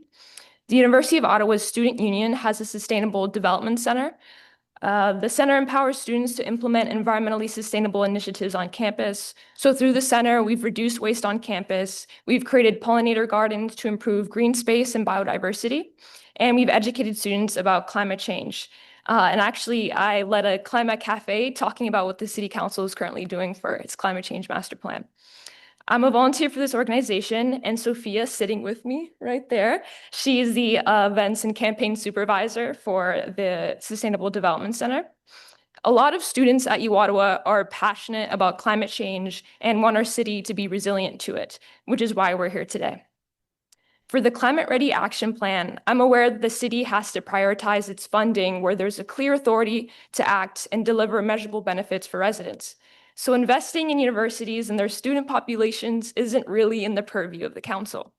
Even the city doesn't have direct control of community emissions. The city needs to collaborate with residents and industries who generate them. And I feel that's where us student volunteers can collaborate with the city by making our college campuses and the city more climate resilient and less energy intensive. So I actually would like to ask you some questions about how students can collaborate with the city on 2 of its 5-year deliverables for the Community Climate Preparedness Program. These being pilots, policies, and partnerships identified to support those most at risk, including through long-term cooling in buildings, and public awareness campaigns on air quality, vector-borne diseases, low water, and other climate preparedness. I know I and many other university students live in apartments with no AC, so we really feel the extreme heat in the summer. So I wanted to ask 5 questions regarding this program. I'm glad that the Climate Vulnerability Risk Assessment addresses what populations are more vulnerable to climate change, for instance, people with disabilities, Indigenous peoples, ethnic minorities, and low-income people. And I wanted to know if the city identified where these populations are in Ottawa and what neighborhoods are most at risk. And then following up on that, I wanted to know if the city has already identified organizations that help these populations, and if so, which ones are they so students can volunteer with them and promote them? Thank you very much for that delegation. I noted staff were writing down some of those questions. They're excellent questions, and our staff team, I know, would be willing to assist in this manner. And I'll just mention before Councillor Kavanaugh has a question for you, I'll just mention that a big portion of work coming up, I think, around the tree programming that we have and the work that our climate change team is doing is around how we can integrate community volunteers and people who are willing to give their time in pursuit of the goals that the city has been outlining. And I know that this type of work together would be hugely valuable. So I appreciate you coming out today. Councillor Kavanaugh has a question for you. Thank you. Well, it's more of a thank you. I appreciate very much. What we're doing today as a city council can't be done without cooperation. And it's wonderful to hear that students are interested, especially since you're studying the environment. Makes me feel good because otherwise we'd be wasting our time. We need you. And so thank you for that. Just want to get an idea of the extent of your group and like how many you are and what kind of pickup you're getting among the students. Okay, so for our group, I wish Sophia was up here with me because I know she knows a bit more about it than I do. But I think there's around 40 volunteers, which is kind of small. Heatwater is like 50,000 students, around 50,000. But at least for our reach, we manage the waste on campus. So I know it's actually perfect because the solid waste management was talking about how they divide up waste and recycling. We do that. So we do waste audits on campus, and we're in charge of actually seeing how much is wasted and counting the compost, educating students about like how to recycle and how to compost. So we do have a lot of very engaged volunteers. It's not a big, I wouldn't say it doesn't make up a big portion of the student population, but we are on the ground like doing cleanups on campus, and we do have volunteers going out and doing waste audits as well. I think it sounds significant, and it sounds like it'll grow. And maybe we should put the word out to Carlton to catch up to you as well. Maybe. I agree. I think we're doing better. I mean, I'm a rival, so I can't say, but I know your questions will be answered by staff. So thank you for coming out today. Okay, my pleasure. Thank you so much. Thanks very much. And I'll ask staff to just coordinate with you before the end of the meeting to make sure the information is exchanged. Thank you very much. Our next delegation is Angela Keller-Herzog, Executive Director of Cafes.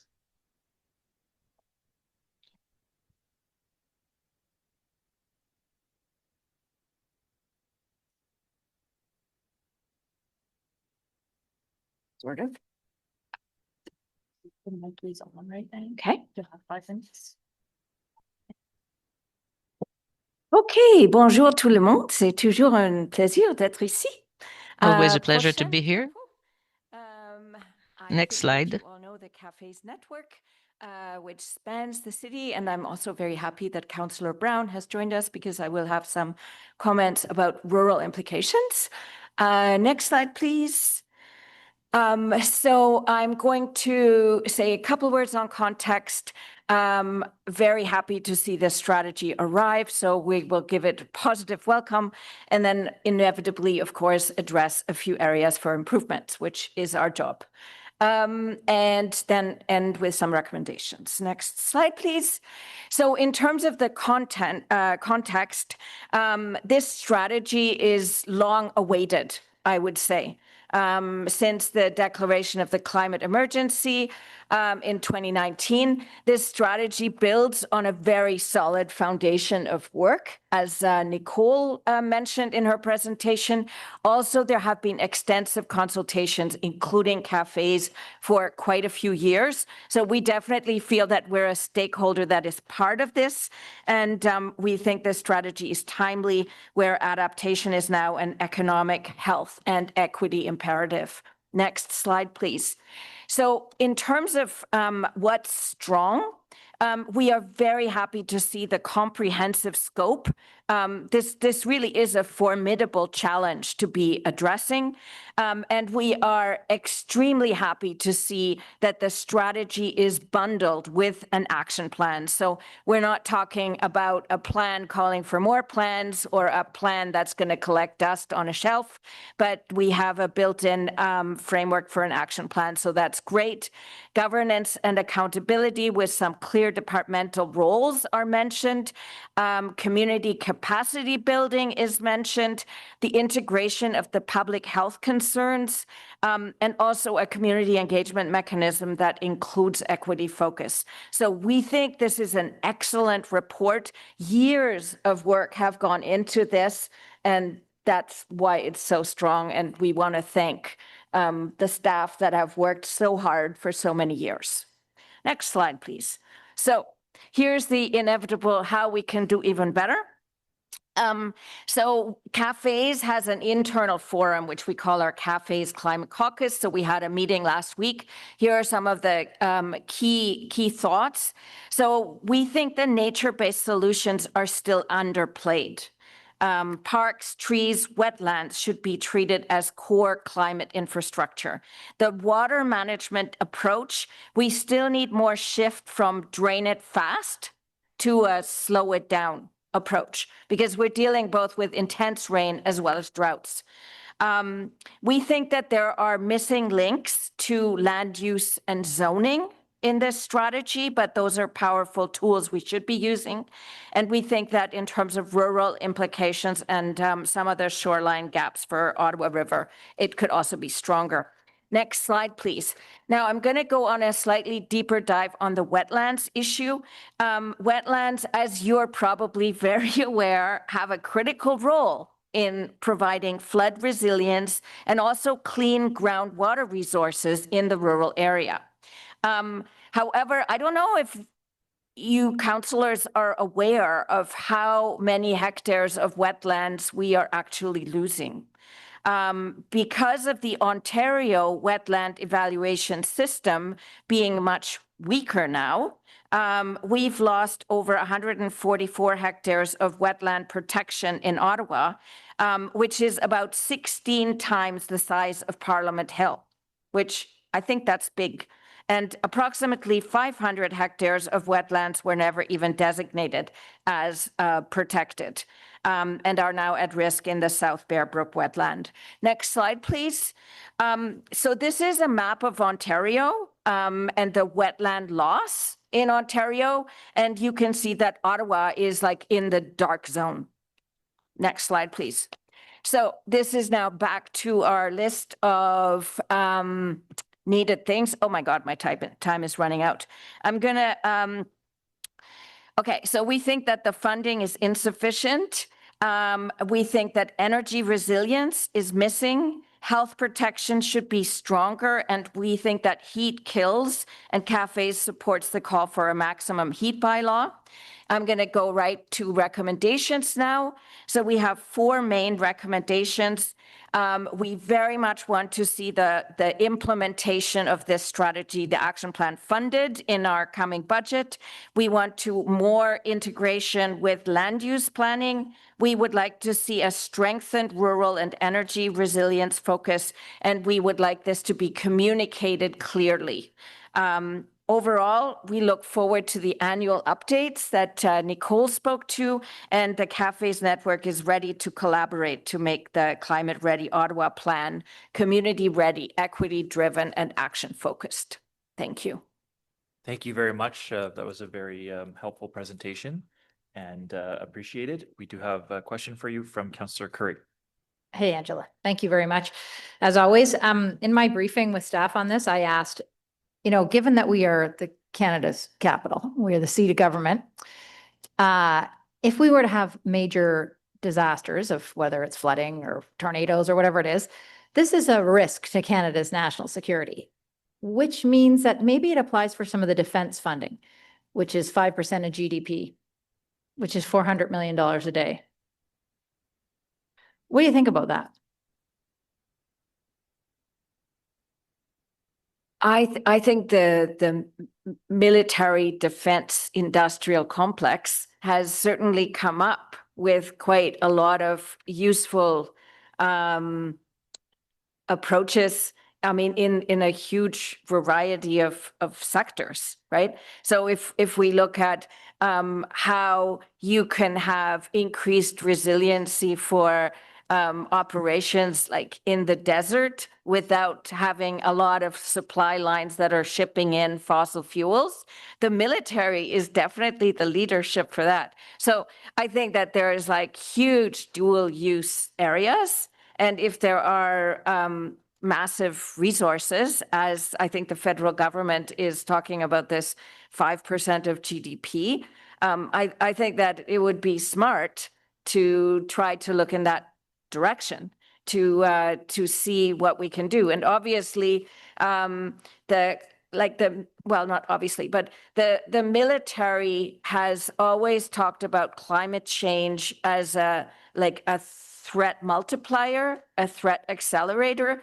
So they have been briefing and briefing and briefing for many years about climate implications and climate risks. So it's not that far-fetched to try to make this connection. And I think that there are a lot of thinking in D&D already about climate stuff. Yeah. Good. So your organization will be open to looking for any kind of grants or opportunities to present right to MPs about the connection between that funding source and some of the stuff we need to do here in Canada's capital? Well, if we can deploy some of this funding to make us more climate prepared and to also lower our emissions and become less dependent on fossil fuels, which is also a vulnerability, yeah, we'd be on board with that. Wonderful. Thank you. Thank you very much, Councillor Kavanaugh. Yeah, thank you, Angela, as always. In terms of wetlands, you were talking about the loss. Where is it going? What can we do? I'm on the board for RVCA. Is there a role for RVCA or the other conservation authorities in terms of preserving wetlands? I want to know what are we supposed to be working towards if that's one of our critical concerns? Okay, thank you. Thank you very much for the question, Councillor Kavanaugh. I think that first of all, what we need is like the insight that we need to protect the flooding resilience natural infrastructure that we have already, and that this is a lot cheaper actually than building new gray infrastructure, which always costs millions and millions of dollars. I have not seen like a super clear brief about exactly where are wetlands at risk for the Ottawa area. So maybe that could be an inquiry to staff that staff would be pleased to work on and provide more information. I know that the Friends of Stittsville on the western side, Friends of Stittsville Wetlands have been working very hard and are also doing lobbying at provincial level, including with Ontario Nature. I know that on the eastern side of Ottawa, there are concerns about wetlands being sort of converted from green to gray water management as development is happening on the eastern side. I want to learn more about this. And I mean, water is a thing, right? It's powerful. It's a threat. And it's also a gift. So in terms of the zoning, I've been also coming across more like a few messages in my direction that are advising that like the secondary plans in the new comprehensive zoning, that there's like rezoning going on that again has implications of shifting sort of areas that can help us with water resiliency and making them like development ready. And so I think that we need to have a very careful like lens on that. And I appreciate that the comprehensive zoning team has been working super hard to get their monster project forward. And that's sort of the nth hour on that. But I think it would be very good to run a screen to see if there's any rezoning going on that will like increase our vulnerability to like water problems. Okay, thank you. Sounds like there's a lot of work to be done. We did have one wetland preserved in Bay Ward, right south of D&D. So that was some progress, and that's going well. In terms of rural, what are the specific concerns in terms of what we should be doing in our rural areas? I'm an urban councillor. I think I'm still allowed to ask about rural. I think that most of the existing wetlands are in the rural areas, right? Where they're and so it's again that interface between wetlands and development. how do we manage that? How do we protect what we have? I think that there's a lot of natural systems mapping, and I want to learn more about how we can use our natural systems zoning and our environmental protection EP zoning to translate into actual protection for these nature-based solutions that we have. Okay, thank you. We're kind of an unusual city. We have a lot of rural, and maybe, yeah, we have to look at it in terms of, this is an opportunity because not a lot of cities are in control of the rural areas or have it part of their city. Definitely. Yeah, so that we can use like urban so-called zoning tools to protect rural nature-based assets. That would be pretty cool. Yeah. All right, thank you. Thank you very much. Councillor King. Thank you, Chair, and thank you, Angela, for the excellent presentation. And just building on Councillor Kavanaugh's line of questioning, in terms of your presentation, you are showing, a need and advocating for a need to see wetlands as a core area of focus.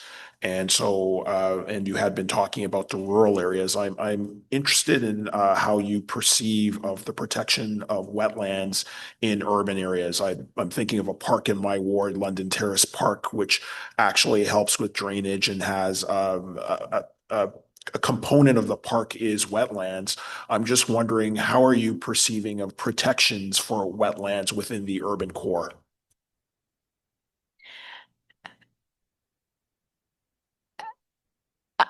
I know that near where I live, there's a park that used to totally flood. And the reason is because it used to be a lagoon. So the Ottawa heritage people, they have pictures of like ladies with parasols, like going on their little rowboat excursion on a place which is now a park, right? And I know that the city has spent millions of dollars to dig it up and put underneath like drainage infrastructure so that the park doesn't flood but stays a park. So, I mean, there could be sanitary reasons for that you don't want like your sort of downtown park to be flooding. But it kind of bears thinking about. So if we're going to have these extreme intense rainfall events, which I think the colleagues that are managing water using gray infrastructure have told us that they know that the projections exceed what they can manage. I think that it makes a great deal of sense to be also using our natural assets. There's many different levels of this interaction. Cafes has also advocated in the past for trying to integrate like for urban and street trees to try to have like water capture systems underneath so that, again, we can hold the water to nourish the tree rather than evacuate the water right away, and to have this integration of the trees and the water infrastructure, as opposed to these just being so separate in separate budgets and never shall the two meet. And Ottawa has started a pilot on that. I appreciate that comment, and I appreciate the advocacy. And I also appreciate, frankly, the nuance that it doesn't always have to be man-made interventions. Nature has provided us with some interventions, and if we still have them, we might want to look at how we can leverage them. So I do appreciate you bringing that forward to the committee. Thank you, Chair.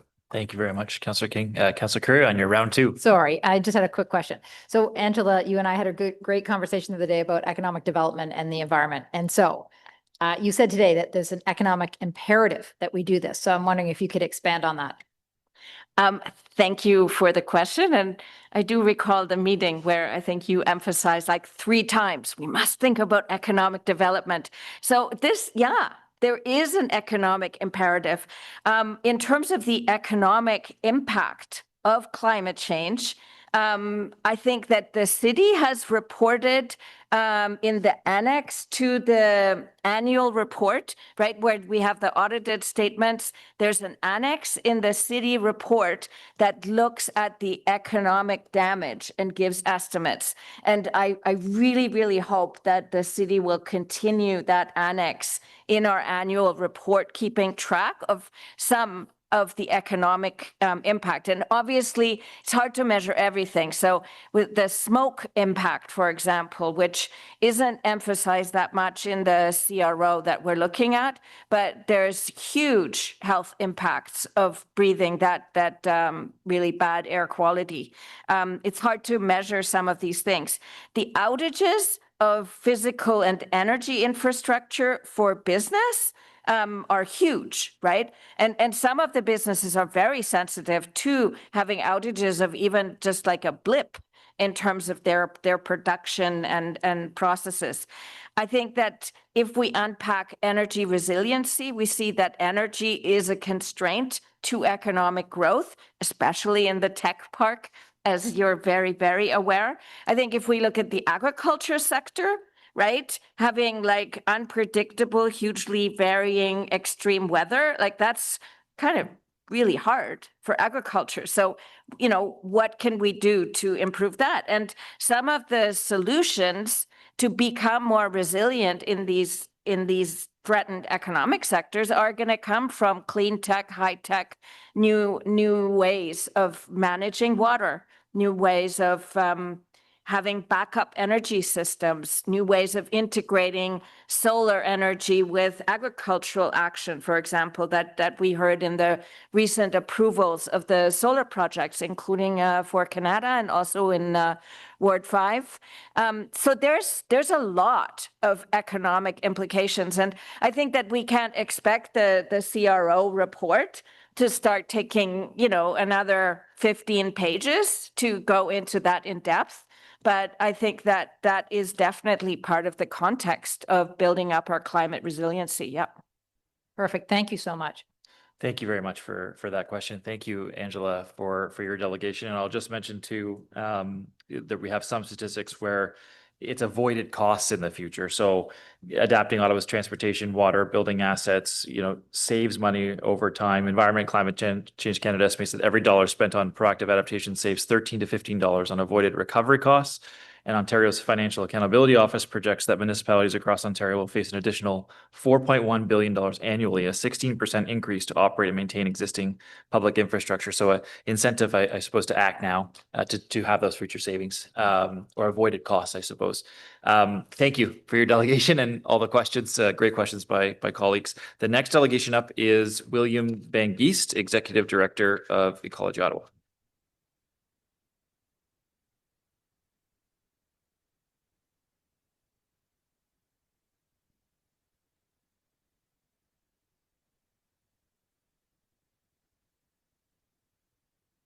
Am I audible? Sounds great. Thank you. We've got 5 minutes to address the committee. Great. Thanks very much for the opportunity. So first of all, city staff deserve commendation for their work on this document. I'll just first mention their public engagement, which was considerable and at every stage of the document's development. We at Ecology Ottawa also participated in a meeting several months ago between city staff from multiple departments and other community organizations, prompted by a letter that we submitted as part of the People's Official Plan Coalition, which we convene.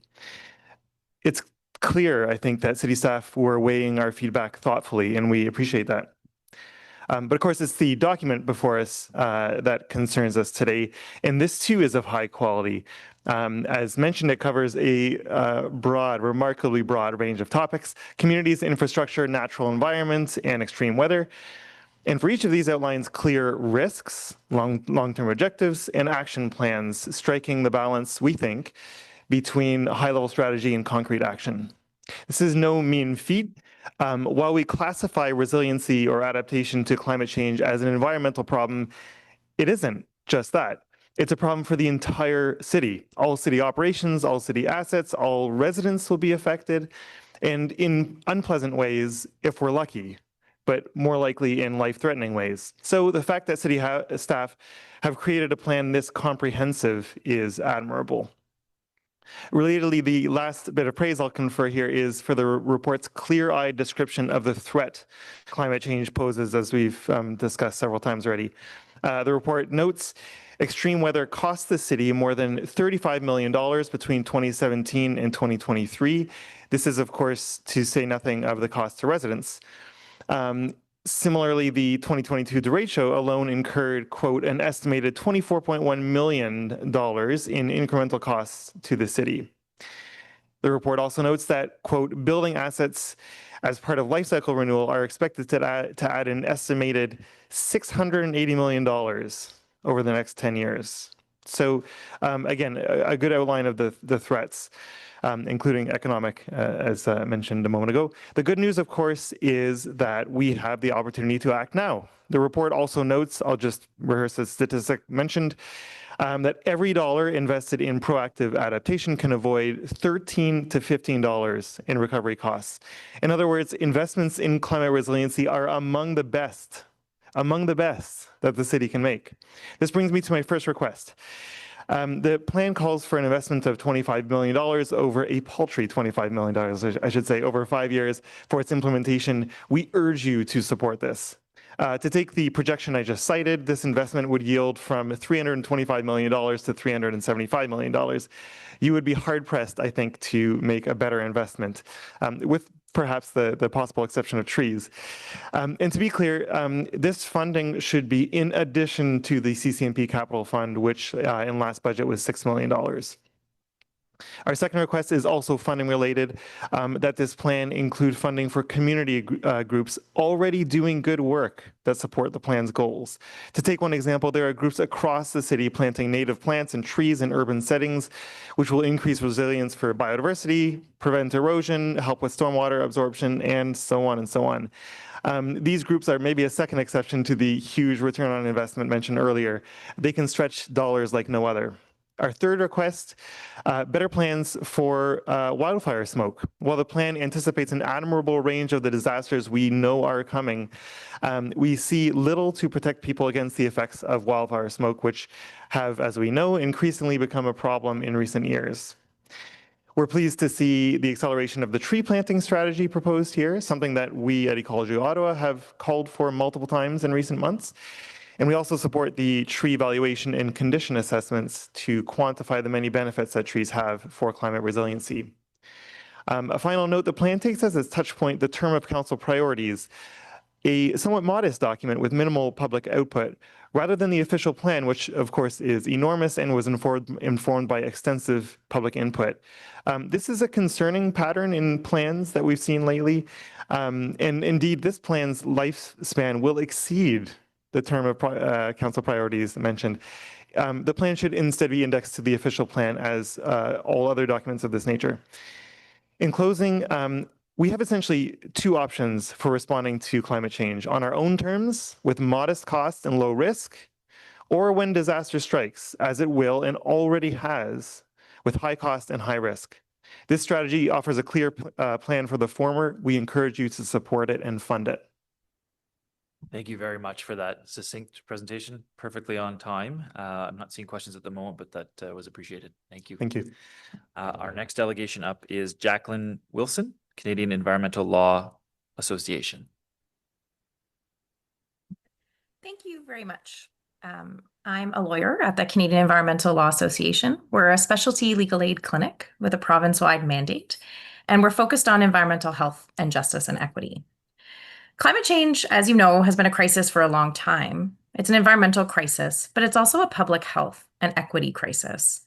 The people profiting from fossil fuel production are not the same people that are most impacted by climate change, and they're not the same people who can't pay their way to safety when disaster strikes, by, for instance, buying and running air conditioners in their homes to deal with extreme heat.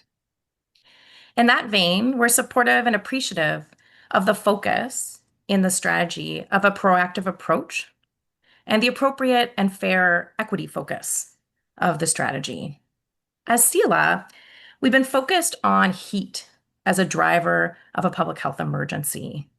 When British Columbia was hit by the heat dome in 2021, approximately 619 people died.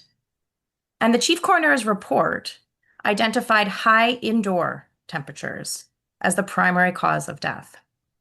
Similarly, the BC Centre for Disease Control warned that people were most in danger during that awful event when indoor temperatures stayed above 26 degrees throughout the multi-day heat wave. The Federal National Adaptation Strategy identifies extreme heat as the deadliest weather-related events in the country, and Ottawa's Climate Vulnerability and Risk Assessment makes similar findings. The data in Ottawa is stark, with a projected 28 extreme heat days by the 2030s and a somewhat shocking projection of 43 extreme heat days by the 2050s per year. The cooling strategies proposed by the Climate Ready Ottawa strategy are not meeting the goal of prioritizing those at greatest risk because they're not sufficient to protect the people most vulnerable to heat. They're focused on more temporary and transient solutions like public cooling centers, which are very difficult to access for people with mobility issues, more elderly people, people with families and young children, who are some of the people most at risk from heat. And they have questionable and often short-term only health benefits to people exposed to heat over the long term. What's needed is a focus on cooling in people's homes, where the risk is greatest. The hoped-for result of lowering the incidence of heat-related illness and death will not be realized if the proposed cooling strategy is not updated to focus on in-home cooling. The strategy does identify looking at cooling options for social housing and pilot projects for long-term cooling in buildings, which we strongly support if the options are focused in on people's homes. However, what's really urgently needed is a City of Ottawa bylaw setting a property standard, which would set a maximum temperature of 26 degrees in all rental units, much like the minimum temperature standards already set by Ottawa's property bylaw. Section 33 of the bylaw requires every dwelling is provided with a heating system capable of maintaining a room temperature of 20 degrees Celsius in all habitable rooms. We need the corollary of that for maximum temperatures in all habitable rooms and dwelling units. We're supportive of creating and expanding free air conditioning or heat pump programs for people vulnerable to heat in Ottawa. In our experience, the programs that exist to date are a bit too difficult to access and often require a prescription from a doctor. We're supportive of launching and building off the program that was launched in Toronto, which didn't require a prescription, and looked at providing free air conditioning units to seniors and other people vulnerable to heat, and urge quick action to make sure that happens before next summer. We're also supportive of the motion put forward by Councillor Member Carr and urge the committee to adopt it. It seeks to expand access to air conditioners where we need it in people's homes through the existing programs for this summer and through exploring and researching expanded access by 2027. Heat causes short and long-term health impacts. It's insidious, and it's a growing threat to our communities. We urge you to strengthen the strategy to better address the dangerous heat in people's homes. Thank you very much. Thank you very much for that helpful delegation. I know Councillor or Vice Chair Carr's motion speaks to a lot of what you've spoken about today. I'm not seeing questions, but appreciate you being here. Our next delegation is Rob Barnes, a familiar face from years past, Climate Program Director, Canadian Association of Physicians for the Environment. Welcome, Rob.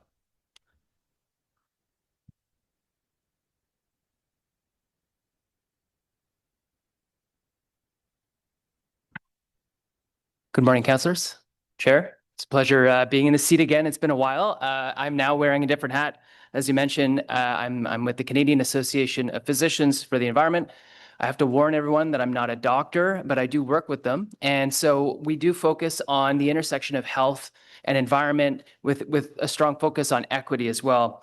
And so I'd actually like to speak to a few pieces today, including the strategy writ large, as well as Councillor Carr's motion. You know, we've heard a lot, I think, this morning about the fiscal case, right? It's a pretty clear, I'd say, open and shut case in terms of savings, in terms of what you get back when you invest in climate adaptation. But as a representative of a health-focused organization, I'd like to zero in a little bit more on the case of lives saved and of diseases and deaths avoided from strong adaptation policy. As Jacqueline mentioned, my colleague Jacqueline from SELA, heat is a silent killer. It's come up a few times. And I think to date that the BC Heat Dome in 2021 is really the best example of a well-studied climate disaster. And the numbers are actually quite high. It's the largest death impact from climate change in Canadian history to date. I say this with a caveat, though. Some of our data is a little weak, especially in the context of Ontario. So there are cases in which we're getting hit by climate change here, but we're not exactly sure what the impacts are in terms of lives lost and morbidity. And so that's an issue with before the Ontario coroner, but it's an ongoing issue in terms of better tracking of heat-related death and illness. But in terms of heat impacts, I think some of my colleagues went over the numbers, but 98% of the folks who died in the BC Heat Dome lived alone. So all of a sudden, we're talking about a climate impact that intersects tremendously with socio-demographic characteristics, with a range of equity considerations. People who had chronic disease, the elderly. I think 67% of the cases were people 70 and older. So there are clear equity dimensions here in terms of how we are delivering cooling. And CAPE is calling for systemic changes, systemic solutions here. Similar to some of the colleagues who presented earlier, right? It would love to see a maximum temperature bylaw. And in fact, cities across the country are moving in that direction. We're pleased to see Ottawa starting to talk very seriously about resiliency. More access to cooling and better data. I mean, those three things together could make a world of difference. Just in terms of Councillor Carr's motion, first of all, I want to thank Councillor Carr for all the work and time she's put in with various constituencies, including my own. And certainly we support the motion. More generally, zooming out, there are ways in which we'd love to see council and this committee move faster and further in terms of adaptation. And so I think a lot of the gaps that I'll mention are the same ones that my colleague Jacqueline from SELA brought up, which is the idea of expanding cooling in homes, expanding AC distribution, because a lot of these programs are undersubscribed. Folks are often, they don't know about the program and they haven't heard about it. And when they try to access it, they need a prescription or some other measure. So there's a bunch of prohibitive kind of rules in place that keep people from accessing the cooling they need. And we know that better distribution of things like AC can really save lives, and ideally heat pumps, right? From a climate perspective, there are ways in which we can deliver cooling that are also more climate friendly.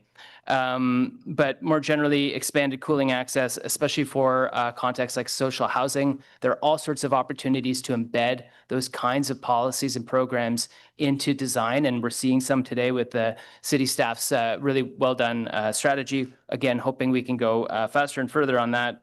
And with that, I will wrap up just to say one more note. We saw the numbers on Ottawa, right? This year, we had 18 heat days, which is higher than the average of 11. And we already heard it, right? 48, or it was at 43 by the 2050s. And this is, within the lifetimes of our children, this is going to be a very different city. And we need to prepare. The climate change accelerates. There's no new normal. The floor is shifting every year. And so we really need to get on top of it. Thank you. Thank you very much for that presentation. Nice to see you back. And I'm not seeing questions at the moment. So hopefully we see you again soon. Thanks, Rob. Sharon Katz is next with Acorn.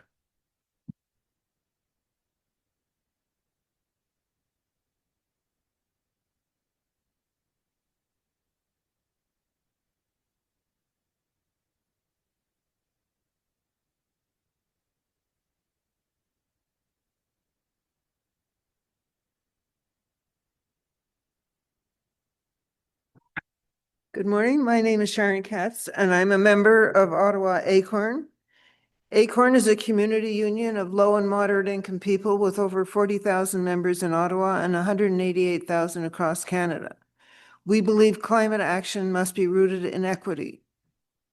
With respect to the Climate Ready Ottawa Strategy Report, the overall framework and outlook is good. It highlights taking a proactive approach, and it identifies that climate risks disproportionately impact lower income individuals and people with health or mobility challenges. When it comes to the cooling strategy, we're not sure if there's enough focus on the core need of cooling housing. We welcome Councillor Carr's motion, and we agree with the points made by the Canadian Environmental Law Association. On page 24, the report indicates that Ottawa Public Health has secured $750,000 from Health Canada to advance collaborative projects that reduce health risk from extreme heat. We believe a lot of that should be targeted towards housing issues. Ottawa Acorn has 4 major recommendations. 1, a maximum heat bylaw. Public cooling centers aren't enough, especially for people with mobility issues or respiratory problems. A maximum heat bylaw would ensure rental units don't exceed 26 degrees Celsius. Landlords across Canada are obligated to provide a minimum level of heat, but there's nothing comparable for cooling. This should be developed with tenant groups, experts, and stakeholders. Cities like Hamilton are already working on this. 2, a program to help pay for energy efficient AC or heat pumps. Provide free heat cooling pumps and energy efficient air conditioners for low income renters, prioritizing tenants who pay for their utilities outside their rent. Tenants have reported costs as the main reason for not having AC or their landlord not allowing them. By the way, we've learned that there are heat pumps that can be installed on tenants' balconies. The report stated that it plans to continue to support eligible low-income residents with air conditioning units through the Ontario Works Essential Health and Social Supports and Ontario Renovates programs, subject to funding availability. We believe that this this effort should be expanded. 3, fund retrofits in rental buildings. The Better Homes Ottawa Loan Program has supported 132 retrofits since November 2023, reducing emissions by 360 tons annually. That's a good start, but it needs to be expanded to include more low-income tenants. This means incentives for landlords to retrofit rental buildings with anti-eviction conditions and without passing costs onto tenants. The conditions must exclude affordability and anti-eviction covenants, no double dippings. Landlords should not be able to receive grants and then turn around and raise rents to cover the same costs, and no evictions either to do the work or after the work is done. We believe this should cover all rental types, townhomes to high rises, and funding would ideally be upfront, full costs covered by grants. And the retrofits should be turnkey so that no additional work is required, include installation, cleanup, painting, etc. Recently, Acorn met with the Canada Infrastructure Bank, who changed their financing conditions to include these covenants. The city can do this too. 4, mandatory minimum efficiency standards, mandatory building performance standards. The city's energy evolution goals state that the building sector could contribute to 38% of the total GHG reductions needed to reduce emissions by 100% over the next 30 years. This is an emergency, so we need mandatory minimum energy efficiency standards and rating labels similar to countries in Europe. Other cities are taking steps toward this. We know that climate change is killing our tenants. If you think that we don't have the budget for our recommendations and are voting for Lansdowne 2.0, which requires $656 million in debt prepayment, ask yourself if you think entertainment is more important than lives. Climate action must go hand in hand with housing justice, economic justice, and social justice. Thank you for your time. Thank you very much for your presentation, Sharon. I appreciate you being here. I'm not seeing questions at the moment. Oh, sorry, Councillor Hill. Yeah, thank you very much for the delegation, Sharon. I appreciate the time and the advocacy that you bring to council and committee on a regular basis. The biggest concern that I have with, I think it was the first point that you raised, it is regarding the concepts of a maximum heat bylaw and what that would mean to rental prices. And I wanted to just ask the question if you have any research, or if you have looked at, what other municipalities that have entertained this type of a policy have experienced in terms of kind of directly correlated rental increases as it pertains to maximum heat bylaws. I personally have not, and I'm not sure whether, to what extent Acorn has. So I can't answer your question, but I can try to get back to you with that information if we have it. No, I appreciate that. I think from a collaboration perspective, that information is a value add, because certainly what we don't want to do is disincentivize the growth of our housing stock and spike rental prices if it would mean, retrofits or mandatory retrofits to especially older stock buildings. Understanding that there are very legitimate heat concerns that you raised, but I think we need to understand both sides of that equation. So I really appreciate your delegation and look forward to getting more information on that. Thank you for your time. Well, some of that is dealt with in terms of the city providing funding for low-income tenants to receive air conditioning, which could deal with part of the problem right now. Thank you. Thank you very much for those questions and answers. Our next delegation up is Nikki Trudell.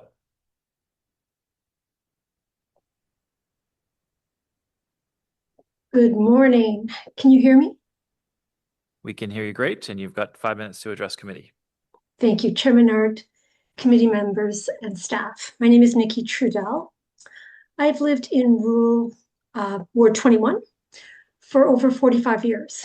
I've now devoted myself to working on the problem of climate change. I'm committed to advocating for clean energy efficiency, and nature-based solution. Okay. Council set out 4 strategic priorities for this term, including making Ottawa a green and resilient city with a diversified and prosperous economy. Staff showed the chart already today. It has been my favorite chart since I saw it first during Budget 2025 consultations. Today, I'm here to speak about Climate Ready Ottawa. Firstly, thank you to staff for your work. There are a number of very positive initiatives included within the plan. The report noted a 95% support result for a resilient natural environment. I was happy to see a section of the report devoted to trees and natural asset management. As we saw in the Climate Change Master Plan update report, this report also talks about putting a tangible value on trees and green space as climate infrastructure. The rural natural environment includes trees, but wetlands, riparian areas, shorelines, and floodplains. Natural areas serve to slow down water to allow water to soak deep into the ground and replenish reserves. Trees provide noticeable temperature abatement and habitat while cleaning the air. Okay.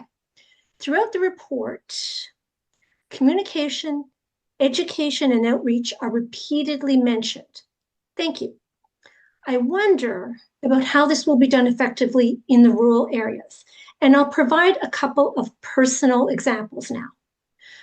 My home is adjacent to a 1 in 100 year floodplain. Okay. Has that changed given climate change? How is this being communicated to homeowners? What actions are required of a homeowner? The Rideau Valley Conservation Authority has a very good but complicated website. I pay taxes to the City of Ottawa, not the Rideau Valley Conservation Authority. And truly, I expect that my safety, property, and personal security are the responsibility of the city, along with myself, of course. As incredible as it sounds, this year's drought conditions resulted in a level 3 low water advisory being established on August the 18th in the Rideau Valley watershed. Okay. The advisory encourages private well owners to reduce overall well use. The rub? If your well dries out, call a contractor. The advisory was communicated via our councilor's newsletter. Thank you. On September 29th, I received the City September Climate Change newsletter. No mention of the advisory. As I went through the Climate Ready report, I encountered the Alertable app. Okay, I set it up hoping that it would present the water advisory. It hasn't. Now, I don't live in Osgood, but I happened to be visiting and noticed that the Welcome to Osgood road sign does highlight the water advisory. Just prior to getting into Osgood, there is a fire station, which installed a very large board out front to highlight fire risk, but only fire risk. This report mentions doing wildland fire risk assessments on natural areas most at risk. But what does that mean? I have acres of trees connected to acres of trees belonging to my neighbors on each side. If it doesn't apply to private properties, is there an alternative means of evaluating fire risk? I see the Climate Ready plan as a safety and security plan in the same way that I see fire, police, and ambulance services. I am not certain that this plan is in line with the urgency that I am already experiencing. Finally, I wanted to comment on the budget numbers. I noted predominantly aspirational, less, more, fewer expected results throughout the plan. Attached to these vague deliverables is a rather specific and granular price tag. I would like to see key performance indicators and timelines attached to the dollars more clearly. Thank you for your time. Thank you very much for your presentation, Ms. Trudell. I did want to just mention one of the topics you raised, which is around wells and the concern around wells drying up. I'm going to ask that of staff today if another member of committee doesn't. I know some of our rural colleagues have also been asking about that as well as part of this strategy. I will just note, I believe it's page 13. I just want to double check here on the detailed KPIs, starting on page 13 of the document of how they're going to measure the Climate Ready Ottawa program. It's in document 2 in the appendices, and that includes some of those key performance indicators. So hopefully that's helpful. I wanted to thank you very much for your delegation today. Thank you. It was important to highlight the rural perspective, and I appreciate your time. Thank you. Okay. I'm going to move now to questions for staff. And so if councillors have questions, now's a good time. And I understand there's another direction that'll likely be coming as well that we'll have read in when it's ready. Maybe I'll start because I don't see anyone on the board yet, but just on that, on the flood risk or the drying up of wells and the concern around water not being available, in particular in our rural areas. Is this something you're looking to address as part of this plan going forward? Mr. Chair, thank you for the question. So I think I'll start off just with some high-level context and ask my colleague Sue Johns to provide a little bit more context on the current situation and response. So the city certainly takes an all-hazard, whole of city approach to protecting residents and departments. Each have specific responsibilities to manage both full emergencies, but also escalating events that fall short of an emergency. So this includes the current drought situation. So what I'll do is I'll ask Ms. Johns maybe to provide a little bit more detail regarding the current situation. And before that, just to highlight that, of course, we will continue this all hazards approach to make sure that proactive coordinating planning, this approach continues, even as we're seeing escalated risks or different types of risk emerge in the future. Ms. Johns. Thank you, Mr. Chair. This is a very active issue since the summer, and I appreciate the opportunity. So the city's responsibility is focused entirely on the municipal drinking water system, and we have 6 communal wells, and we don't have responsibility on wells that are on private property. We have been in constant contact, and we participate in decision-making at the conservation authorities that are issuing those advisories.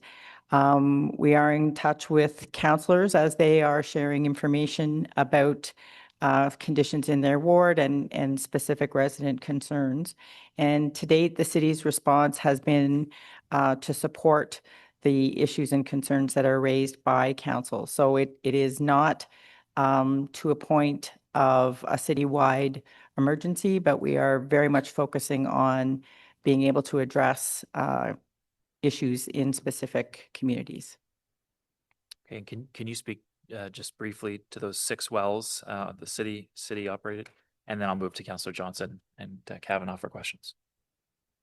I didn't quite hear you. Can you say that again, the please? 6 wells that you had mentioned that the city is operating.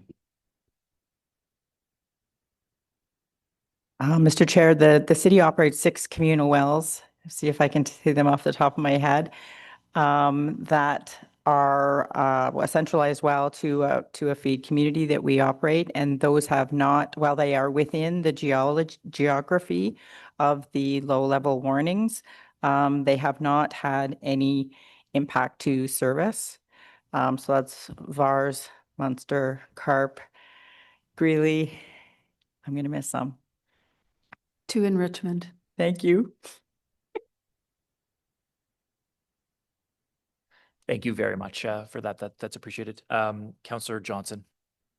Thank you, Mr. Chair. So I just wanted to take a moment to try and manage expectations a little bit on what this report is going to do and what it won't, and when and with who, because I think that we can hear from the delegation certainly, and the stakeholder engagement that you've done up until this point. There's probably a lot of different actors that are interested in participating.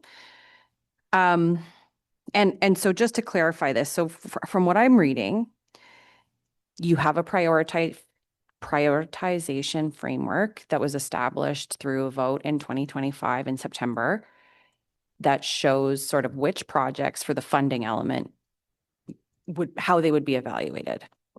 The projects that are first under consideration from the Climate Ready Ottawa report are the critical infrastructure pieces that you've identified. Is that correct?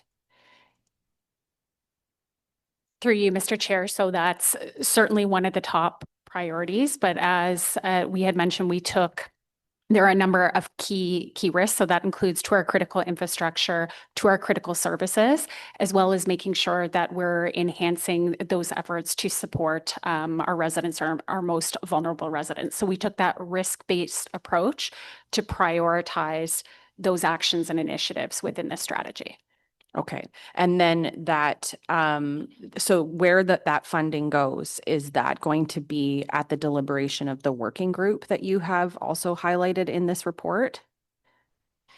So through you, Mr. Chair, I'll start with councillors. So in developing the strategy and the various actions, so we work very closely with all departments in developing them. And through that exercise, we estimated the financial needs in order to advance the actions that are being recommended under those 7 priority programs. So the way that we've prioritized funding is based on those 7 priority programs over the 5 years.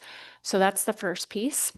I think the second piece important to note as well, especially as it relates to our critical infrastructure, but also upgrading our infrastructure to withstand future climate impacts. The next stage of that work that's coming through the strategy will help build those business cases, will help us understand better the costs of upgrading. So that important information will help inform future long-range financial plans and also our asset management plans. Okay, so on page 22, when you reference a working group, who is the membership of that working group? And how is it bounded? I know it's described as being as related to those priority areas or related to those identified projects, but for the benefit of having this public forum, can you talk about the boundaries of the working group?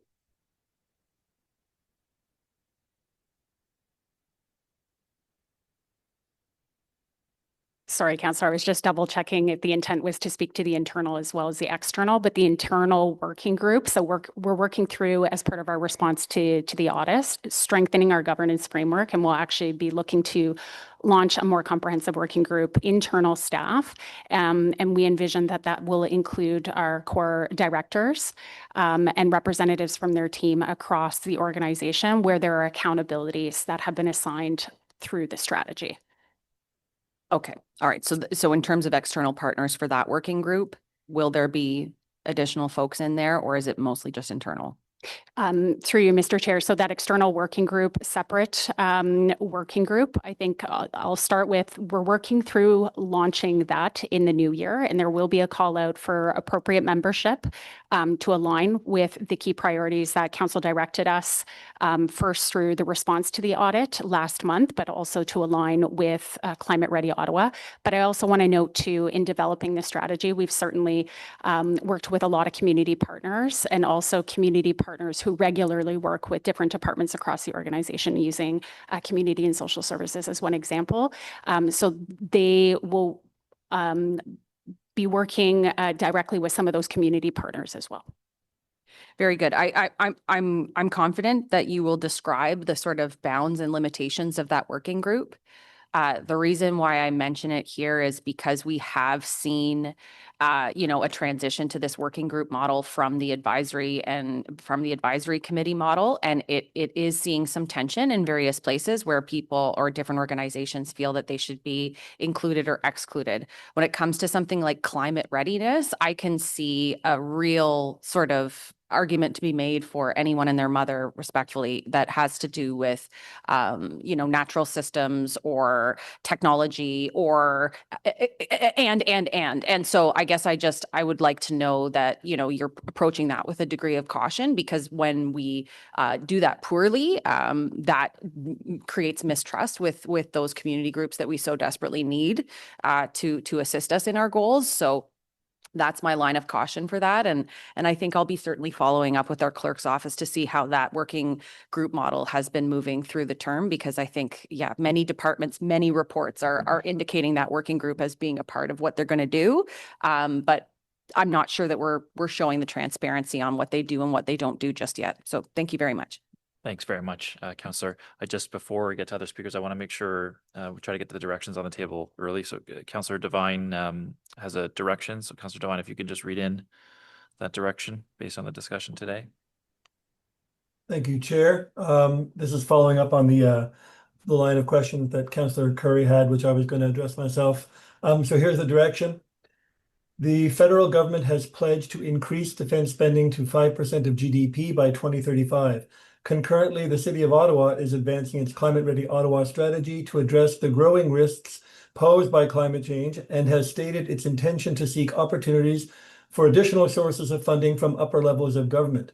Given the increasing recognition of climate resilience as a national security imperative, and given Ottawa's strategic position and inherent security risks as the nation's capital, there may be strategic opportunities to align municipal climate adaptation initiatives with federal defense priorities. This could include identifying potential funding streams, partnership models, and policy frameworks that support municipal climate adaptation as a form of defense investment.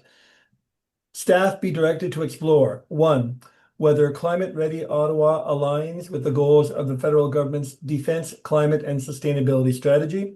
2, explore opportunities to collaborate where Ottawa's overall resiliency supports defense objectives, given Ottawa is the nation's capital. And 3, explore opportunities for funding or shared funding on common priorities. Thank you, Chair.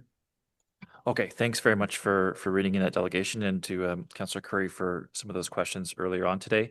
I always say, I used to work at FCM, and when I was there, I learned that orders of government was important to say, not upper levels. I think we get more issues than any other order of government, and we're on equal footing in that way, if not getting more issues. So thank you for that, Councillor Devine. And Councillor Kavanaugh, you're up next. Yep. Thank you, Chair. And thank you to the whole team on all your hard work on this. This is probably the most important thing that we're doing in terms of just going, and I appreciate the fact that all the departments are represented, because it's across everything. And we recognize that. I'm certainly familiar with the flooding, being on the front lines there in Bay Ward. So there's much to be done. We had a lovely delegation earlier from a student, Mackenzie Blackburn, and she asked a number of questions. And I just wondered if you have the opportunity to answer any of those now. Thank you. So, Mr. Chair, I think I'll start with a couple and then I'll ask my colleague, Julia. So I think the overarching, very excited to see the opportunity for the offer for volunteers. So certainly it'll be something that we follow up with Mackenzie on. I think we've already had a member of our team reach out to connect. And I believe I'm trying to recall, sorry, all of the questions here, Councillor. I'm not sure. Hold on. The other question, I would just echo what Nicole had said. We welcome the opportunity. I think contacts have already been made to follow up on that front. In terms of data and how we are looking at who is most impacted, the city works with the Neighborhood Equity Index as one of our sources. We also have other data analytics that we're using, and that is a big part of how we are looking at identifying and targeting some of those outreach and education programs. But very much look forward to learning and working together with those groups to see how we can advance that really critical work of building community preparedness. Great. I think it's great to have that confirmation now so that we know that the delegation was worthwhile, and appreciate it very much, because sometimes I worry that people are getting so cynical and the next generation feels like we're all going to hell in a handbasket, and we need some sort of light that that people are moving forward and trying to do something about this. So appreciate it. In terms of wetlands, it's in the report and about preserving wetlands, but is there any specifics on what we're doing in terms of the zoning that was referred to by our delegation from Angela? So, Mr. Chair, I think I can start, but we also have Nick Stowe from our Program Manager of Natural Systems here, should members of committee have additional questions. But all wetlands are recognized as important surface water features in the city's official plan. And important to know that development must demonstrate no negative impact on wetlands or their ecological functions. So I think starting with, I know the delegate mentioned some of the impacts of the recent regulatory changes at the province. So provincially significant wetlands are zoned environmental protection. So that prohibits development. While we also have a number of other wetlands, of course, within the Ottawa area, but they are protected through our natural heritage policies as well as through conservation authority requirements. Yeah, that was what I was going to ask, because I'm on RVCA and we have a meeting this week. So I was curious about how we work with our conservation authorities on this issue. I don't know if you have anything further to add on that. Certainly, I can ask Mr. Stowe to come up and to provide a little bit of additional context there, Councillor. Okay, I see him in the audience.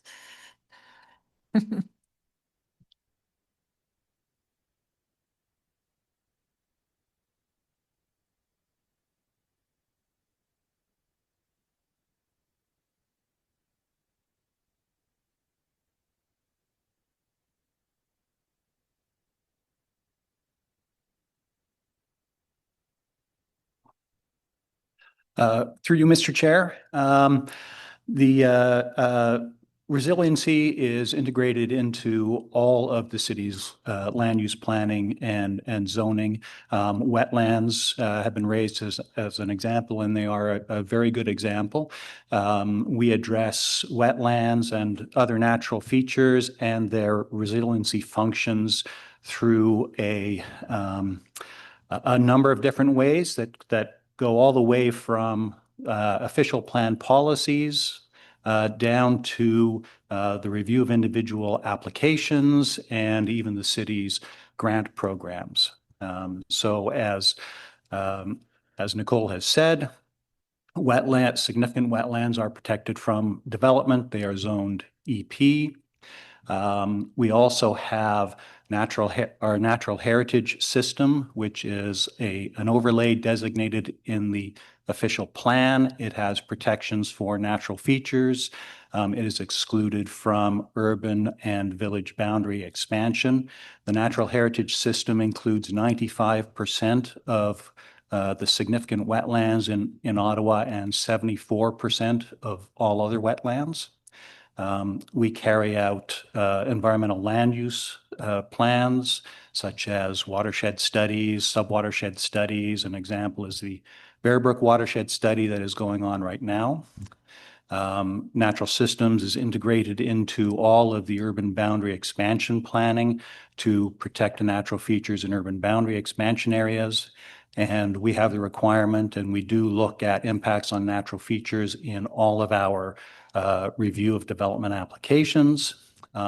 Plus, we have programs like the Rural Clean Water Program and the Green Acres Program that focus on restoration of areas and protection of natural features, particularly water features and riparian areas. Thank you. It was pointed out that we had lost wetlands, and I was concerned about that. How did that happen? And are we now trying to reverse it or at least stop it?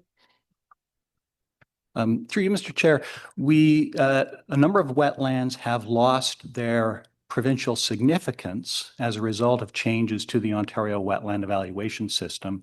Those wetlands themselves have not been lost, and they still enjoy, most of them still enjoy protection through the city's natural heritage system policies and through regulation by the conservation authorities. So there has been a change in their status, but we do still have policies that protect them. Okay, thank you very much. I have a different question. So thank you, Nick. In terms of, it's been a few of the delegates mentioned about Councillor Carr's motion, and I just wanted to get some input on that. And is this something that we could look at and would be possible under our plan? So, Mr. Chair, I'll start then ask Julia to provide a little bit more insight, but certainly I think important to echo the comments that we heard from a number of the different delegations that protecting residents from extreme heat is certainly a priority under this strategy.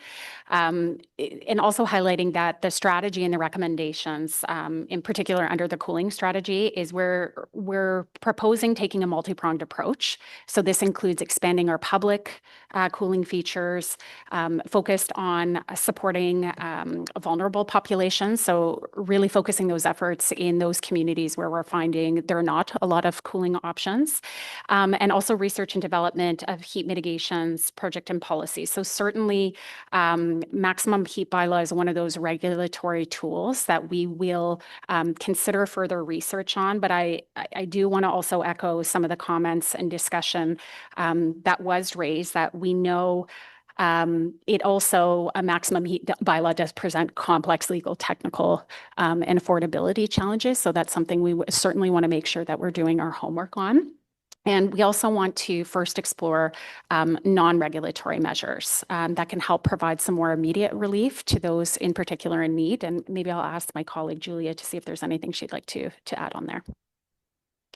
The only additional point I wanted to make was to highlight one of the other projects, which is the social cooling, the cooling options for social housing. So that is a project that Ottawa Public Health was successful in securing funding for. So it has actually started and underway. And I think it's a great example of the role of the city working in partnership with OPH, working with multiple housing partners to do some upfront work to identify what the solutions would be. It's a detailed feasibility assessment looking at multiple types of social housing. And the results of that will equip those housing partners to be able to either integrate it into their own asset management plans or look for external funding. Again, looking in a partnership way of trying to get cooling as a long-term option to housing. Yeah, and knowing Ottawa Community Housing, one of the things is funding, because it's just not something that we can pull off without partnerships. So are we advocating to the province, for example, and federal government? I think as part of the cooling strategy, there are a number of ways that we need to be discussing, advocating to other orders of government to look at where the funding solutions are. Great, thank you. And I'm quite aware that the new buildings, it's built in. There's heat pumps in every unit, but it's the older units. So just to make that clear, that's where we have to catch up and definitely need help at the other levels of government. Thank you. Thank you very much, Councillor. Councillor Luloff. Thanks so much, Mr. Chair.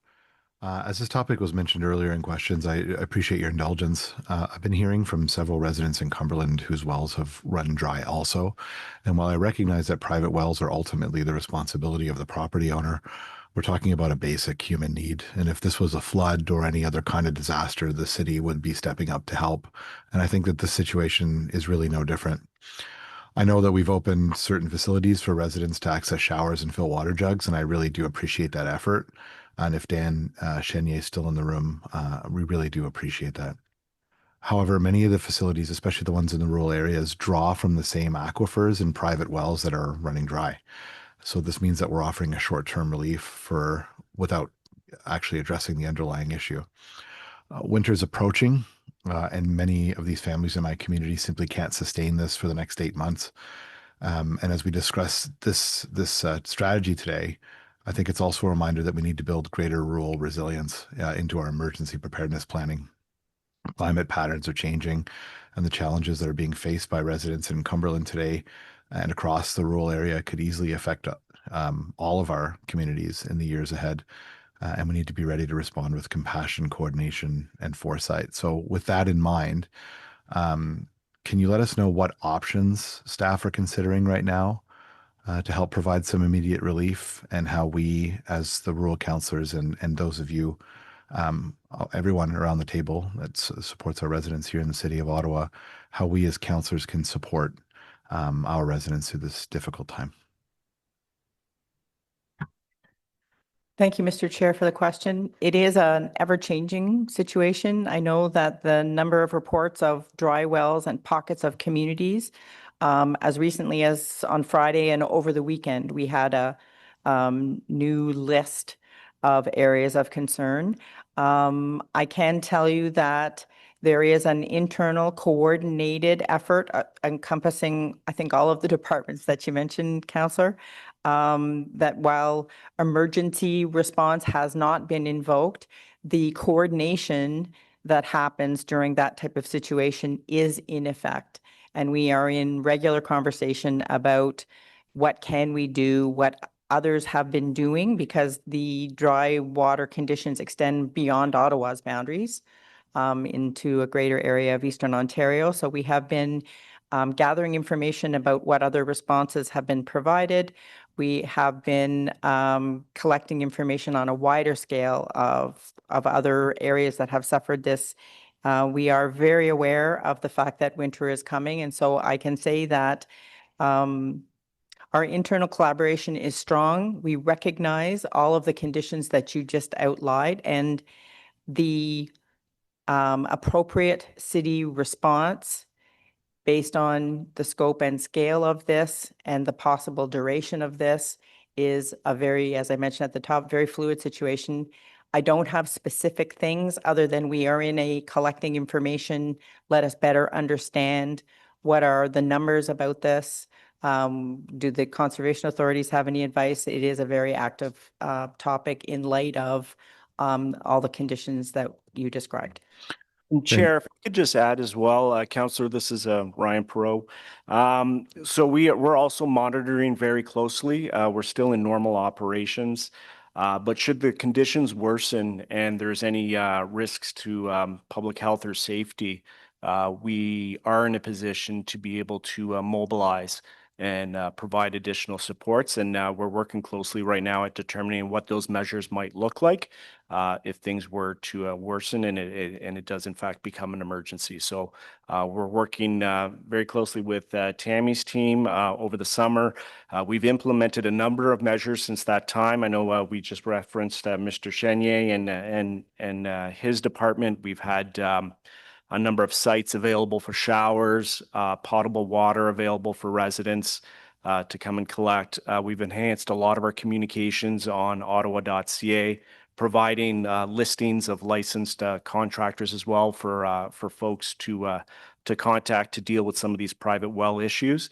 But if things do in fact get worsen as the winter months grow near, we'll be prepared for that as well, and we'll be actually following up with you directly as well, Councillor. Thank you.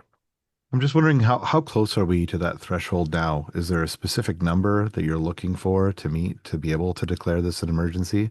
Is that something that's required at the political level? Would it be helpful to staff for us to coordinate and declare an emergency at this point, or is that not quite, are we not quite at that threshold?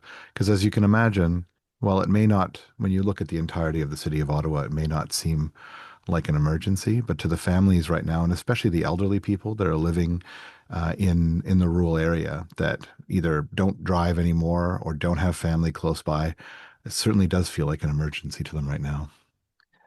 Absolutely, Councillor, and I don't want to minimize that experience that these residents are facing. I think a sense of urgency is not an emergency when we talk about the city's emergency management plan, which is a citywide plan. So in terms of that threshold, we look at things like the number of calls that we're receiving through 911, 311, and what those impacts look like. I would say at this time, that call volume is very low. I don't believe we've had any calls in the last little bit with respect to this, and residents seem to be working together to address their needs in these areas at this point in time.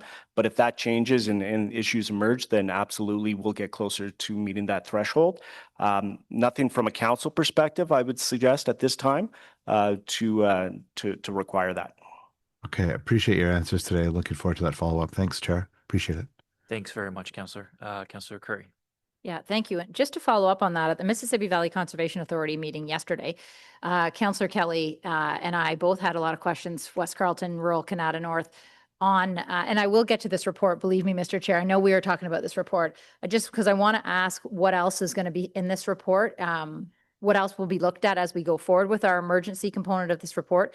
Because there was confusion. Number one, we learned, I thought, that the province has to declare an emergency. It's not something the city does. That there is not enough information on dug versus drilled wells that people are looking for. I would say, I don't know that people are calling in because Councillor Kelly was getting many, many emails, but they were coming to the councillor instead of coming to the city. So in terms of our processes, I think this is a learning opportunity here right now. But I would say that, an important learning is that this is drought level 3. There's no drought level 4. This is the worst you can have. And this is one of the worst years ever. And their data doesn't go back fully to past 2018, comparing the exact circumstances, but they're talking about it as if this is the worst. And the one other thing I would say is that we, I think in Ottawa, need to be concerned about the Carp River watershed, because the Mississippi River watershed has all these controls and dams that they can change the water flow, whereas the Carp River watershed does not have that. So maybe there is a different level of emergency, and that being potentially a provincial responsibility, we may want to just queue that up as something to watch. All right. So what I was going to say about this report very specifically was I really want to first start by thanking, Will McDonald, who started off when we looked at energy evolution and we weren't quite sure it was getting what we wanted, and it wasn't maybe narrowed enough for the city. It was Will certainly who started us off on the right track. And I want to thank the Auditor General as well, because that was a great audit that also helped us. And then Councillor Hill with his motion to direct a lot of the work you're doing here right now. So lots of thanks. And then, as I say, as often as I can, the fact that we have a strategic initiatives department led by Debbie, it really makes a big difference that this is a department that looks at it all, not just the silos I think we used to be looking at. So I wanted to say thanks to all of that. My question on partnerships was, can you please help us understand what the relationship was with Hydro Ottawa in your creation of this report? Thank you, Councillor. We've been working with various partners, including Hydro Ottawa and with Hydro One, since the very early stages of the development of this work. So this goes back to when we first did the climate projections. So at that time, Hydro Ottawa in particular was undertaking their own examination of their processes, and they get an initial adaptation plan, probably off by a couple of years, but probably five years ago. So we were working with them then when they were looking at what the projections meant for their services. Then as we moved into our risk assessment phase, they were one of the partners that we discussed with, comparing notes on what they were seeing as risks to their service delivery and what it meant for the city. Recently, I believe it's in the last year, they have updated their adaptation plan, again, looking at changing climate conditions, but also based on, of course, recent experience on those major events that we've had. So in summary, we are working closely with Hydro Ottawa. They have their own adaptation plan. That is what their risk assessment and their plan is informing their rate application, which is underway right now, which is the prime vehicle where they're looking for funds to invest in, particularly in grid resiliency. Great, wonderful to hear. Thank you very much for that. You know, the numbers on the slide where you talk about how much more rainfall we will have going out 2030, 2050, 2080, they're certainly concerning for everyone, I think, here. For me, as you know, I have this stormwater issue in Canada North. And, you know, a lot of the residents asked me, with Montreal making a decision to say that all golf courses would be seen as stormwater management plans. They truly are. In fact, they absorb a lot of stormwater. So that and Montreal's council voted that there would not be allowed any construction or housing built on these golf courses. So they would always have that as a stormwater management plan. Is there any thought given in this report to looking at what other municipalities are doing with their existing stormwater management? I'll start us off, and then I'll hand it over to Water Services for the discussion. I would say that as we've been developing this strategy and looking at the risk assessment, we also looked at existing practices and adaptation measures. And that's where I think the stormwater planning already being done by Water Services has already been forward thinking, looking at managing future additional rainfall pressures. And that is well integrated into the work that was done on the development of the infrastructure master plan, which of course lays out the key policies and programs for stormwater management. So I'd say we've been working hand in hand with that team to look at the whole host of practices that would be preparing for that future rainfall. But Sue, I'll turn it over to you or to Tammy if you want to add anything else. Oh, thank you, Mr. Chair, Julia, for that answer. The infrastructure master plan, of course, focuses on all of our pipe systems and the stormwater management policies that are integrated in land use planning. The climate actions specifically, where we are going to look at resilience and alternate methods and pilots and more use of natural solutions and less water getting actually to the pipe. What can we do in the meantime? Looking back historically across the geography of the city, and some of it extending back to pre-amalgamation days, there were experiences with different stormwater management techniques that we will continue to monitor and perhaps revive a little bit with that in mind. The nature of this kicking off of CRO and the collaboration that we've done is really to focus in on that protection of people, property, and critical services. And so learning what other municipalities are doing, we're all facing the same conditions, is an important step for us. Thank you. Great. Thank you very much. My last question, Mr. Chair, is really just let me just think about where I was going with this. I think you might have to come back to me. It was on this topic, but come back to me. I'll remember. We can come back to you, Councillor, no problem. Councillor Hill. Yes, thank you very much, Mr. Chair, and I'll do my best to summon my inner ESP in order to ask a good question on behalf of Kathy there. I just, I'm going to actually reiterate a number of the things that she spoke to. It is not lost on me the enormity of what's before us today in this report. There's a lot of people that have worked very hard for a number of years, both around this table and on city staff, and certainly in the pre-brief that I received, I could tell the level of care to an extremely complex issue. And so I just want to highlight my approach or my appreciation to this approach to the climate change spending based on council's feedback from several years ago. There are a lot of large problems that are facing us both as a country and as a species. It's a very natural reaction for us to want to do everything that we can as a council and city to address them, especially on something as critical as climate change. But as a municipality, we are functionally limited in what we can do to solve these big problems. So we need to, I think, rightfully approach this from a stakeholder perspective and focus on our space in this. We're responsible for things like housing, like roads, transit, garbage, and we have an obligation to deliver those services to the best quality possible for our residents. If we don't ensure that the garbage and recycling trucks come on time, there's no other level of government that's going to do that for us. So taking an approach to climate change that reflects those responsibilities, I sincerely believe to be the right one. And I'm glad that council unanimously agreed when they passed my prioritization framework motion at that time a couple of years ago. Only the city can build the water system that's resistant to flooding. Only the city can retrofit our community centers to be more energy efficient, which, as an aside, is a big piece of the improvement that is planned for Lansdowne 2.0 by using 36% less energy, 31% less GHG emissions, and improving to LEED Silver standards while improving our downtown intensification plans. Only the city and Hydro Ottawa can enhance our electricity grid to match the growing demands from EVs and focusing on city assets while avoiding additional costs to residents during a cost of living crisis is the right approach. And I am encouraged to see this next step in that effort. So I just want to reiterate thank you very much sincerely to staff for your works on this. And that's all my comments, Mr. Chair.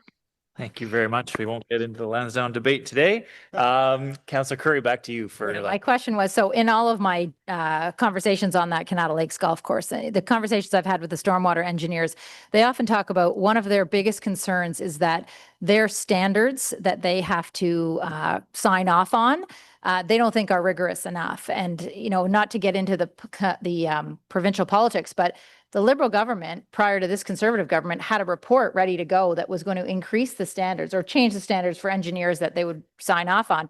And then when the Conservative government came into power, they shelved that report.